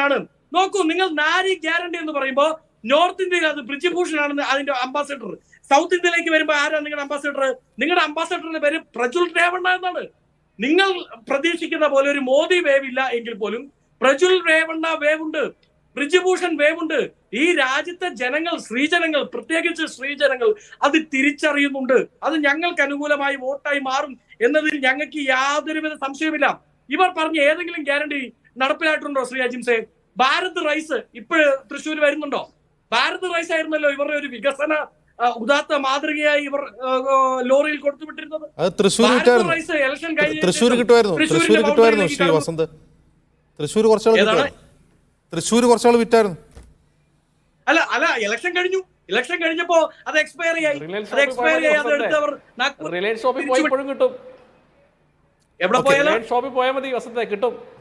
തൃശ്ശൂർ റിലയൻസിന്റെ ഷോപ്പുകളിൽ ഒന്ന് പോയി നോക്ക്, അവിടെ കിട്ടുമെന്നറിയാം. അല്ല, റിലയൻസിൽ വേറെ ബ്രാൻഡുകളുണ്ടല്ലോ, നമുക്ക് മേടിക്കാലോ. അതുപോട്ടെ, വസന്ത് ഒന്ന് അവസാനിപ്പിക്കും പ്ലീസ്, കൺക്ലൂഡ് ചെയ്യും പ്ലീസ്. ഇലക്ഷൻ അല്ല ഞാൻ കൺക്ലൂഡ് ചെയ്യുകയാണ്. അതായത് ഇവർ ഭാരത് റൈസ് വിറ്റതുപോലെ തന്നെ ഇവർ ആദ്യം മോദി ഗ്യാരണ്ടി വിൽക്കാൻ നോക്കി, ജനം അത് ഏറ്റെടുത്തില്ല, അപ്പാടെ തള്ളിക്കളഞ്ഞു, നോ ഡിമാൻഡ്, അതുകൊണ്ട് അവർ സപ്ലൈ നിർത്തിവെച്ചു. രണ്ടാമതായി അവർ കോൺഗ്രസ് വിരുദ്ധത വിൽക്കാൻ നോക്കി, അതും ഏറ്റിട്ടില്ല എന്നാണ് ഞങ്ങളുടെ പ്രതീക്ഷ, വിശ്വാസം. അത് ജൂൺ 4 മനസ്സിലാവും. മൂന്നാമതായി ഏറ്റവും അവസാനത്തെ വജ്രായുധം, ഇവരുടെ മറ്റേ യാകാശം ഉണ്ടല്ലോ, മുടന്തി ഇപ്പൊ പോകുന്ന ആ യാകാശത്തിന്റെ ആവനാഴിയിലെ ഏറ്റവും അവസാനത്തെ വജ്രായുധം എടുത്തിരിക്കുകയാണ്. അത് മുസ്ലിം വിരുദ്ധതയാണ്. ആ മുസ്ലിം വിരുദ്ധതയെ പാക് വിരുദ്ധത കൂടി ചേർത്ത് അവർ വിതരണം ചെയ്തുകൊണ്ടിരിക്കുകയാണ്. അതും നിർവീര്യമായ ബോംബാണെന്ന് ജൂൺ 4 നമുക്ക് തിരിച്ചറിയാം. ശരി, ശ്രീ പ്രിന്റു മഹാദേവ്, ഏറ്റവും രസകരമായ കാര്യം, ഈ പുൽവാമ, ബാലാക്കോട്ട് പോലുള്ള ഒരു ഗ്രാൻഡ് നറേറ്റീവ് ഒരു BJPക്ക് ഇല്ല, അത് സത്യമാണ്. അപ്പോൾ അതിന്റെ പ്രശ്നം എന്താണെന്ന് വെച്ചാൽ, അങ്ങനെ ഒരു ജിങ്കോയിസ്റ്റിക് മൂഡിലേക്ക് ജനങ്ങൾ പോകാതെ ജനങ്ങൾ ഈ ദൈനംദിന പ്രശ്നങ്ങൾ ചർച്ച ചെയ്യും, മോദിയെ വിചാരണ ചെയ്യും, മോദിയെ ഓഡിറ്റ് ചെയ്യും. അത് സ്വാഭാവികമാണ്. ഒരു തെരഞ്ഞെടുപ്പിൽ 10 വർഷം തുടർച്ചയായി ഭരിച്ച പ്രധാനമന്ത്രി എന്ത് ചെയ്തു എന്ന് ജനങ്ങൾ ചിന്തിക്കും. പക്ഷേ ആ ചിന്തിക്കാൻ പോലും അവസരം കൊടുക്കാതെ രണ്ടാം ഘട്ടത്തിൽ നിങ്ങൾ വർഗീയത പറയുന്നു. ഇപ്പം ഇന്നലെ പ്രതിരോധ മന്ത്രി രാജ്നാഥ് സിംഗ് പറയാണ്, ഇനി മോദി അധികാരത്തിൽ വന്നാൽ പാക് ഒക്യുപ്പൈഡ് കാശ്മീർ പിടിച്ചെടുക്കും എന്നാണ് പറയുന്നത്. നല്ലതാണ്, അത് ചെയ്യേണ്ടതാണ്. പാകിസ്ഥാൻ അവിടെ തുരത്തിയിട്ട് നമ്മൾ തിരിച്ചു പിടിക്കേണ്ടത് തന്നെയാണ്. പക്ഷെ 10 കൊല്ലം ഭരിച്ചിട്ട് അതിനെക്കുറിച്ച് മിണ്ടാത്ത ഒരാൾ ഇലക്ഷന് തൊട്ട് മുമ്പ് വന്ന് പ്രതിരോധ മന്ത്രി പ്രസംഗിക്കുകയാണ്. അതിനർത്ഥം എന്താണ്? നിങ്ങളുടെ കോർ വോട്ട് ബാങ്കിൽ ജിങ്കോയിസം ഉണ്ടാക്കി പോൾ പെർസെൻറ്റേജ് വർദ്ധിപ്പിച്ച് പരമാവധി ജയിക്കാൻ നോക്കുക, അത്രയേ ഉള്ളൂ. നിങ്ങളുടെ സ്ട്രാറ്റജി ചെറുതാവുകയാണ് പ്രിന്റു. അങ്ങനെയല്ല സാർ, അതിനെ ഒരു സ്ട്രാറ്റജി ചെറുതായതിനെ അങ്ങനെ നിങ്ങളതിനെ കാണണ്ട. നിങ്ങൾക്ക് വേണമെങ്കിൽ അങ്ങനെയൊക്കെ പറയാം, ഞങ്ങൾ സ്ട്രാറ്റജി മാറ്റുന്നു, വർഗീയതയിലേക്ക് പോകുന്നു, വർഗീയ പ്രചരണം നടത്തിയിട്ടാണ് BJP ജയിക്കുന്നത്. ഒരു സ്വാഭാവികമായിട്ടും ഇലക്ഷൻ സ്ട്രാറ്റജി എന്ന രീതിയിൽ എല്ലാ കാര്യങ്ങളെയും കൃത്യമായിട്ട് ജനങ്ങളെ സ്വാധീനിക്കുന്ന എല്ലാ കാര്യങ്ങളെയും ഒരു സ്ട്രാറ്റജി എന്ന രീതിയിൽ ഞങ്ങൾ ഉപയോഗിക്കുന്നുണ്ട്. അതിനകത്ത് നിങ്ങൾ ഈ പറയുന്ന വർഗീയ പ്രചരണം എന്ന രീതിയിൽ എവിടെയാണ് വർഗീയ പ്രചരണം നടത്തിയത്? 10 വർഷം ഭരിച്ച ഒരു പാർട്ടി ജനങ്ങളോട് പറയേണ്ടത് 10 വർഷത്തിനിടയിൽ ജനങ്ങൾക്കിടയിൽ ഞങ്ങൾ ഉണ്ടാക്കിയ മാറ്റത്തെ കുറിച്ചാണ്. അല്ലാതെ നിങ്ങളുടെ മംഗല്യസൂത്രം ഭരിച്ച് മറ്റേ സമുദായക്കാർക്ക് കൊടുക്കും, അവരുടെ സ്വത്ത് പിടിച്ച വിഭജനം ഉണ്ടാക്കുകയല്ലേ ചെയ്യണ്ടേ? നിങ്ങൾക്ക് പറയാലോ 10 കൊല്ലം ഞങ്ങൾ ഇത് ചെയ്തു എന്ന് പറയാം. അതിനുള്ള ആത്മവിശ്വാസമില്ല ഒരിക്കലും. അല്ല, തീർച്ചയായും ഞങ്ങൾ അതല്ല പറയുന്നത് സാർ. ഞങ്ങൾ പറയുന്ന കാര്യം എന്നത് മോഡി ഭരണത്തിൽ ഈ രാജ്യത്തിനുണ്ടായിട്ടുള്ള സമൃദ്ധി, വികസിത ഭാരതം, മംഗളയാനിൽ നിന്ന് ചന്ദ്രയാനിലേക്ക് ദൂരം, CAA, അതോടൊപ്പം തന്നെ പൊളിറ്റിക്കലായിട്ട് കോൺഗ്രസ് ഉന്നയിക്കുന്ന ചില വിഷയങ്ങൾ, ആ വിഷയങ്ങളുമായി ബന്ധപ്പെട്ട് പ്രധാനമന്ത്രി നടത്തുന്ന പരാമർശങ്ങൾ, അങ്ങനെ അതിനെ കണ്ടാൽ മതി. ഞാൻ ചോദിക്കട്ടെ, നിങ്ങൾ ഈ പ്രത്യേകിച്ച് കോൺഗ്രസ്സുകാർ ഒരു വിഭാഗത്തെ പ്രീണിപ്പിക്കാനുള്ള ശ്രമം നിരന്തരം അല്ലാതെ പറയുന്ന ഒരു കാര്യമാണ്. ഒറ്റ നിമിഷം, നിങ്ങൾ ഈ കഴിഞ്ഞ 10 വർഷം രാജ്യത്ത് സമൃദ്ധി ഉണ്ടായെന്ന് പറയുന്നു. അങ്ങനെ സമൃദ്ധി ഉണ്ടായെന്ന് സമ്മതിക്കുന്ന BJP അംഗമല്ലാത്ത ഒരാളെ കാണിച്ചു തരാമോ? ഇതാ ഇവിടെ സമൃദ്ധി ഉണ്ടായി, എൻ്റെ ലൈഫ് മാറ്റം ഉണ്ടായി എന്ന് പറയുന്ന ഒരാൾ, അദാനി അല്ലാതെ? തീർച്ചയായും സാർ, ഈ കേരളത്തിൽ 25 ലക്ഷം പേർക്ക് സാർ, 25 ലക്ഷം പേർക്ക് നരേന്ദ്രമോദിയുടെ വികസനത്തിൻ്റെ ഭാഗമായിക്കൊണ്ട് അദ്ദേഹം നടത്തിയിട്ടുള്ള സ്റ്റാർട്ടപ്പ് പദ്ധതിയുടെ ഭാഗമായിട്ട് 25 ലക്ഷം പേർ തൊഴിൽ ചെയ്യുന്നുണ്ട് സാർ ഈ കേരളത്തിൽ. കേരളത്തിൽ മോദി സർക്കാർ ജോലി കൊടുത്തു, ഒരാളെ കാണിച്ചു തരാമോ അങ്ങനെ ജോലി കിട്ടിയ ഒരാൾ? പേർക്ക് തൊഴിൽ കിട്ടിയ സ്റ്റാർട്ടപ്പ് പദ്ധതി. ഏത് പദ്ധതി? സ്റ്റാർട്ടപ്പുകൾ ഉണ്ടായിട്ടുണ്ട് തീർച്ചയായിട്ടും. കേരളം സ്റ്റാർട്ടപ്പുകളുടെ കാര്യത്തിൽ മാതൃക തന്നെയാണ്, ഒരു സംശയമില്ല. അതിൽ മോദിയുടെ പങ്കെന്താണെന്ന് ചോദ്യം. കേരളത്തിൽ ഉണ്ടായിട്ടുള്ള കഴിഞ്ഞ 10 വർഷം കേരളത്തിൽ ഉണ്ടായിട്ടുള്ള സ്റ്റാർട്ടപ്പുകളിൽ കേന്ദ്ര സർക്കാരിന്റെ മോദിയുടെ പങ്കെന്താണ്? അത് പറഞ്ഞാൽ മതി. അല്ല സാർ, ഈ രാജ്യത്ത് സ്റ്റാർട്ടപ്പ് പദ്ധതിക്ക് അനുകൂലമായ സാഹചര്യം, ബാങ്കുകളിൽ നിന്നുള്ള ലോണുകൾ, ഈ പദ്ധതികൾക്ക് ആവശ്യമായിട്ടുള്ള സർക്കാർ രേഖകളുടെ ഇളവുകൾ, ഈ രാജ്യത്തിൽ അതിലുള്ള പ്രൊമോഷൻ കൊടുത്തതാണ് സാർ. എനിക്ക് എന്താ പറയാ, ഞാൻ 2019 ഞാൻ വീട് വെച്ചത്. മോദി രാജ്യത്ത് എനിക്ക് വീട് വെക്കാൻ ആവശ്യമായ സാഹചര്യം ഒരുക്കിയെന്ന് ഞാൻ സമ്മതിക്കണം. 2019 ഞാനൊരു വീടുണ്ടാക്കി. അത് മോദി രാജ്യത്ത് അങ്ങനെ ഒരു സാഹചര്യം ഉണ്ടാക്കിയതാണ് എനിക്ക് വീട് കിട്ടിയത്. സാർ ഈ രാജ്യത്തിലെ ശരി സാർ അജിം സാർ, ഈ രാജ്യത്തിലെ 4 കോടി വീടുകൾ കൊടുത്തതാരം നരേന്ദ്രമോദിയല്ലേ സാർ? 4 കോടി വീടുകൾ നൽകുന്ന, അതിനർത്ഥം 4 കോടി വീടുകൾ ഉണ്ടായിരുന്നില്ല ഈ രാജ്യത്ത്. അല്ല, ഞാൻ 4 കോടി വീടുകൾ ഉണ്ടായിരുന്നു സാർ. ഈ രാജ്യത്ത് 20 കോടി ജനങ്ങൾക്ക് ഇന്ന് കുടിവെള്ളം എത്തുന്ന പദ്ധതിയുണ്ട് സാർ, ജൽജീവൻ മിഷൻ. അത് നരേന്ദ്രമോദിയുടെ പദ്ധതിയാണ് സാർ. ഈ നരേന്ദ്ര ഒറ്റ നിമിഷം നിങ്ങൾ കുടിവെള്ള പൈപ്പ് കൊടുക്കുന്ന ഒറ്റ നിമിഷം. മോദി വാരാണസിയിൽ ദത്തെടുത്ത 5 ഗ്രാമങ്ങളുണ്ട്. മോദി ദത്തെടുത്താണ്. അദ്ദേഹത്തിന് അത് ഷോക്കേസ് ചെയ്യാൻ, ഞാൻ ദത്തെടുത്ത ഗ്രാമങ്ങൾ ഞാൻ മാതൃകാ ഗ്രാമങ്ങളാക്കി, അത് മറ്റ് മെമ്പർമാരെ കൊണ്ട് MP മാരെ കൊണ്ട് ചെയ്യാൻ പറഞ്ഞിരുന്നു. മോദി ദത്തെടുത്ത ഗ്രാമങ്ങളിൽ കുടിവെള്ളം എത്തുന്നുണ്ടോ ഇപ്പോൾ? എന്താ സംശയം സാർ? നിങ്ങൾ ഇന്ന് നോക്കൂ, ഈ മോഡിയിൽ നോക്കല്ല, ഇപ്പം ഞാൻ നിൽക്കുന്ന തൃശ്ശൂർ നഗരത്തിലാണ് ഞാൻ നിൽക്കുന്നത്. തൃശ്ശൂരിലെ വെള്ളമെത്താത്ത ഗ്രാമാന്തരങ്ങളിൽ ജൽജീവൻ മിഷന്റെ ഭാഗമായിട്ട് സാർ വെള്ളം എത്തുന്നുണ്ട്. ഈ രാജ്യത്തിലെ 20 കോടി ജനങ്ങൾക്ക് ജൽജീവൻ മിഷന്റെ നേട്ടം കിട്ടിയിട്ടുണ്ട്. അതിനർത്ഥം 20 കോടി ജനങ്ങൾ കുടിവെള്ളമില്ലാതെ നിൽക്കുന്ന രാജ്യമായിരുന്നു ഈ ഭാരതം. അപ്പൊ വികസനത്തെ നിങ്ങൾ അങ്ങനെ 2014 മുമ്പ് കേന്ദ്ര സർക്കാരുകൾ ഭരിച്ചിരുന്നു. 2014 മുമ്പ് കേന്ദ്ര സർക്കാരിന്റെ കീഴിലുള്ള കുടിവെള്ള പദ്ധതി അഴിമതിയുടെ ഇന്ത്യ, ജലനിധി എന്ന പേര് ജലനിധി മോദി ഉണ്ടാക്കിയതല്ല. നിങ്ങൾ പറയല്ലേ, ഇത് കേട്ടുകൊണ്ടിരിക്കുന്ന ജനങ്ങൾ ഇത് ചിന്തിക്കും. 10 വർഷം കൊണ്ട് ഞങ്ങൾ 10 വർഷം അല്ല, ജനങ്ങൾ ചിന്തിക്കണല്ലോ സാർ. ഞങ്ങൾ പറയട്ടെ സാർ, നരേന്ദ്രമോദിയുടെ വികസനം ഈ രാജ്യത്ത് എത്തിയിട്ടുണ്ടെന്ന് സർവ്വസാധാരണ ജനങ്ങൾക്കറിയാം. ഈ രാജ്യത്തിലെ ഒരു വീട്ടിനകത്ത് ഏതെങ്കിലും തരത്തിലുള്ള നരേന്ദ്രമോദിയുടെ പദ്ധതി എത്തിയിട്ടുണ്ട് സാർ. അത് ഇൻഷുറൻസ് പദ്ധതി ആയിക്കോട്ടെ, ജൽജീവൻ മിഷൻ ആയിക്കോട്ടെ, ആവാസ് യോജന ആയിക്കോട്ടെ, ഗ്യാസ് ആയിക്കോട്ടെ, ഇനി അവൻ എന്റെ വീട്ടിൽ സർട്ടിഫിക്കറ്റ്, മോദിയുടെ ചിത്രമുള്ള ഒരു സർട്ടിഫിക്കറ്റ് ഉണ്ട് വീട്ടിൽ. അല്ല സാർ, അത് സാർ പണം കൊടുത്തിട്ടാണോ മേടിച്ചത്? ആണോ? അല്ല, ഞാൻ പണം കൊടുത്തു അറിയില്ല. അല്ല, അതാണ് ഒരു പദ്ധതി എന്ന് പറയുന്നത്. മാധ്യമപ്രവർത്തകർ പ്രിയോറിറ്റി കൊടുത്തിരുന്നല്ലോ. അതായത് വാക്സിനേഷൻ ഡ്രൈവിന് സ്വന്തം പടം ഉപയോഗിക്കാൻ മടിയില്ലാത്തൊരു മനുഷ്യനാണ് അദ്ദേഹം. രാജ്യത്താണ് സൗജന്യമായിട്ട്, ലോകത്തെ ഏത് രാജ്യത്താണ്, ലോകത്തെ എല്ലാ രാജ്യത്തും വാക്സിനേഷൻ സൗജന്യമാണോ ഇല്ല എന്നുള്ളതല്ല പ്രശ്നം. ഇന്ത്യയിൽ മോദി വരുന്നവരെ ഇന്ത്യയിൽ സൗജന്യമായിരുന്നു വാക്സിൻ. മോദി വരുന്നത് വരെ ഇന്ത്യയിൽ സൗജന്യം തന്നെയായിരുന്നു വാക്സിൻ. അത് മോദിയുടെ ഔദാര്യമല്ല, അദ്ദേഹത്തിന് പ്രവർത്തിച്ചു വെക്കാൻ.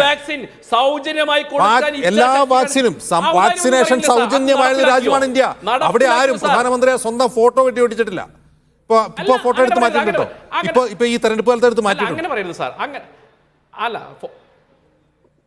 അല്ല, ഞാൻ പറയും, ഫോട്ടോയ്ക്കും അതിനപ്പുറത്തേക്ക് പദ്ധതികൾ നടപ്പിലാക്കിയിട്ടുണ്ടോ സാർ? ഈ രാജ്യത്ത് മാറ്റമുണ്ടായിട്ടുണ്ടോ സാർ? ഇന്നും ഈ രാജ്യത്തിലെ 80 കോടി ജനങ്ങൾക്ക് സൗജന്യമായിട്ട് റേഷൻ നൽകുന്നു. അപ്പം നിങ്ങൾ പേർക്ക് ദരിദ്ര നാരായണന്മാരായതുകൊണ്ട് കൊടുക്കുന്നത് അതല്ല, രാജ്യത്തിന്റെ കരുതലാണ്. കാർഷിക മേഖല ഉണ്ടായിട്ടുള്ള വിപ്ലവം, കാർഷിക മേഖലയുടെ സമൃദ്ധി, അത് ഈ രാജ്യത്തിലെ ജനങ്ങൾക്ക് കരുതലായിട്ട് 80 കോടി ജനങ്ങൾക്ക് കൊടുക്കുന്നു. അപ്പം എല്ലാ അർത്ഥത്തിലും രാജ്യം പുരോഗതിയിലേക്ക് പോകുന്നു. നിങ്ങൾ മനസ്സിലാക്കേണ്ട സാർ, ഇന്ന് നമ്മളറിയാലോ, GPay പോലെയുള്ള ടെക്നോളജി ഏറ്റവും കൂടുതൽ GPay, ഗൂഗിൾ പോലെയുള്ള കാര്യങ്ങൾ ഉപയോഗിച്ചുകൊണ്ട്, GPay പോലെയുള്ള അല്ലെങ്കിൽ Paytm പോലെയുള്ള ഏറ്റവും കൂടുതൽ ലോകത്ത് ഏറ്റവും ഉപയോഗിക്കുന്ന രാജ്യത്തിൽ ജനത നമ്മളാണ്. 10 രൂപയുടെ തക്കാളി പോലും നമ്മൾ എങ്ങനെയാണ് ഉപയോഗിക്കുന്നത്? നമ്മൾ ഫോൺ പേയിലൂടെ ഉപയോഗിച്ചുകൊണ്ട് നമ്മൾ ചെയ്യുന്ന രാജ്യം മാറിയിരിക്കുന്നു. ശ്രീ VPP മുസ്തഫ, മോദി കഴിഞ്ഞ 10 വർഷം രാജ്യത്ത് സമ്പദ് സമൃദ്ധി ഉണ്ടാക്കി. അത് ജനങ്ങൾക്ക് അറിയാം. ജനങ്ങൾക്ക് മോദി പറയാതെ തന്നെ അറിയാവുന്ന കാര്യമാണ്. അതുകൊണ്ടാണ് ഇപ്പോൾ ഈ കാലത്ത് നിങ്ങളുടെ അസംബ്ലി തെരഞ്ഞെടുപ്പുകളിൽ പോലും മോദി വേവ് ദൃശ്യമാവുന്നത്. അത് ഇക്കുറിയും ഉണ്ടാവുന്നതാണ് BJPയുടെ പ്രതീക്ഷ. സർ, നിങ്ങൾ നോക്ക്, അജിൻസെ 2 വർഷമായി നമ്മുടെ രാജ്യത്തെ കർഷകർ സമരത്തിലാണ്. BJPയുടെയും ഇന്ത്യയുടെയും ഹൃദയഭൂമി എന്ന് പറയുന്ന സംസ്ഥാനങ്ങളിൽ നിന്നാണ് പഞ്ചാബ്, പശ്ചിമ UP, ഹരിയാന, മധ്യപ്രദേശ്, രാജസ്ഥാൻ, ഇവിടങ്ങളിലൊക്കെ ഉള്ള എല്ലാ ജാതിയിലും എല്ലാ സമുദായത്തിലും എല്ലാ പാർട്ടികളിലും പെട്ട വിവിധ കർഷക സംഘടനകളുടെ നേതൃത്വത്തിലാണ് 2 വർഷം, 1-2 ദിവസമായിരുന്നുവെങ്കിൽ, 1-2 ആഴ്ച മാത്രമായിരുന്നുവെങ്കിൽ നമുക്ക് മനസ്സിലാക്കാമായിരുന്നു അതൊരു താൽക്കാലികമായ കക്ഷി രാഷ്ട്രീയ അടിസ്ഥാനത്തിലുള്ള സമരം. 2 വർഷമായിട്ട് ഈ ഡൽഹി കേന്ദ്രീകരിച്ച് ഈ കർഷകരൊക്കെ സമരം ചെയ്തത് രാജ്യത്ത് കാർഷിക മേഖലയിൽ BJP ഭരണത്തിൽ സമൃദ്ധി ഉണ്ടായിട്ടാണോ? അങ്ങനെ ഒരു സമരം ബോംബെയിൽ നമ്മൾ കണ്ടില്ലേ? എത്ര 10,000-കണക്കിന് കർഷകർ ചെങ്കൊടി പിടിച്ചിട്ടാ സമരം. ഞങ്ങൾക്കൊരു MLA ഉള്ളൂ അവിടെ, ഒരൊറ്റ MLA. പക്ഷെ അരിവാളും ചുറ്റികയും ആലേഖനം ചെയ്ത ചെങ്കൊടി പിടിച്ചിട്ടാണ് 10,000-കണക്കിന് കർഷകർ 100 കിലോമീറ്റർ പൊള്ളുന്ന വെയിലിൽ മാർച്ച് ചെയ്തു പോയത്. കർഷകർക്ക് സമൃദ്ധി ഉണ്ടായിട്ട. ഇവിടെ ജലജീവൻ മിഷനെ കുറിച്ച് പറഞ്ഞില്ലേ, 45% കേന്ദ്ര സർക്കാരിന്റെ പണമുള്ളൂ, 45% സംസ്ഥാന സർക്കാരുകളും 10% ഗുണഭോക്താക്കളുമാണ് അജിൻസെ. 55% സംസ്ഥാനവും ഗുണഭോക്താക്കളും ചേർന്ന് പങ്കിട്ടെടുക്കുന്ന പദ്ധതിയാ. അത് ഇപ്പം മാത്രമല്ല, ഇതുപോലുള്ള പദ്ധതികൾ ലോകബാങ്കിന്റെ സഹായത്തോടു കൂടി കഴിഞ്ഞ UPA ഭരണകാലത്തുണ്ടായിട്ടുണ്ട്, അതിനു മുമ്പുള്ള വാജ്പേയി ഭരണകാലത്തുണ്ടായിട്ടുണ്ട്. പല കാലത്തായി ഇത്തരം കുടിവെള്ള പദ്ധതികൾ രാജ്യത്ത് നടപ്പിലാക്കി വരുന്നുണ്ട്. ഇനി വീടിന്റെ കാര്യം, ആവാസ് യോജന പറഞ്ഞില്ലേ, നേരത്തെ ഉണ്ടായിരുന്ന ഇന്ദിരാ ആവാസ് യോജന UPA ഭരണകാലത്ത് പേര് മാറ്റിയിട്ട് prime minister Awas Yojana PMAY ആക്കി. എത്രയാ നിങ്ങൾ കൊടുക്കുന്ന പണം? 2019 മോഡിയുടെ ഒരു പ്രസംഗം അജിൻസും കണ്ടിട്ടുണ്ടാവല്ലോ, കേട്ടിട്ടുണ്ടാവല്ലോ. അന്നത്തെ തെരഞ്ഞെടുപ്പ് യോഗത്തിൽ എന്താ പറഞ്ഞത്? പക്കാഗർ. എന്താ പക്കാഗറിന്റെ വിശേഷണം അദ്ദേഹം നൽകുന്നത്? നല്ല ശൗചാലയം ഉണ്ടാകും, നല്ല ബെഡ്റൂമുകൾ ഉണ്ടാകും, അടുക്കളയുണ്ടാകും, അടുക്കളയിൽ ഗ്യാസ് സ്റ്റൗ ഉണ്ടാകും. ഇതെല്ലാം ചേർന്ന പക്കാഗർ എത്ര കാലത്തിനുള്ളിൽ? 2022 ആകുമ്പോഴേക്ക്, 2019 പ്രസംഗ 3 വർഷം, 2022 ആകുമ്പോഴേക്ക് ഇന്ത്യ ലോകത്ത് 3ാമത്തെ സാമ്പത്തിക വർഷമായിട്ട് ഇപ്പൊ 1 വർഷമായി. 2019 പ്രസംഗം അനുസരിച്ച് ഇന്ത്യ ലോകത്തെ 3ാമത്തെ സാമ്പത്തിക ശക്തിയായിട്ട് 2 വർഷമായി. അതും 2022 പറഞ്ഞത്. അജിൻസെ എന്നിട്ട് ആ പക്കാഗറിന് വേണ്ടിയിട്ട്, ഇതെല്ലാം ഉള്ള പക്കാഗറിന് വേണ്ടിയിട്ട് അല്ല അജിൻസെ നോക്കണം.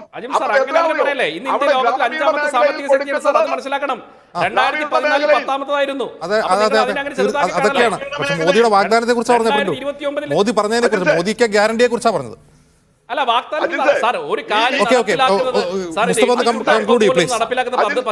ശരി മുസ്തഫ ഒന്ന് കൺക്ലൂഡ് ചെയ്യൂ.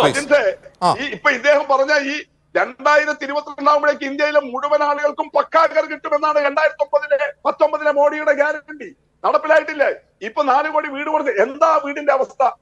എത്ര പൈസ കൊടുക്കുന്നത്? കേരളത്തിൽ നിങ്ങൾ മേഖലയിൽ 72,000 രൂപയാണ് വീടുണ്ടാക്കാൻ. 52,000 വീടുകൾ പണി തീരാതെ കിടക്കണി കേരളത്തില്.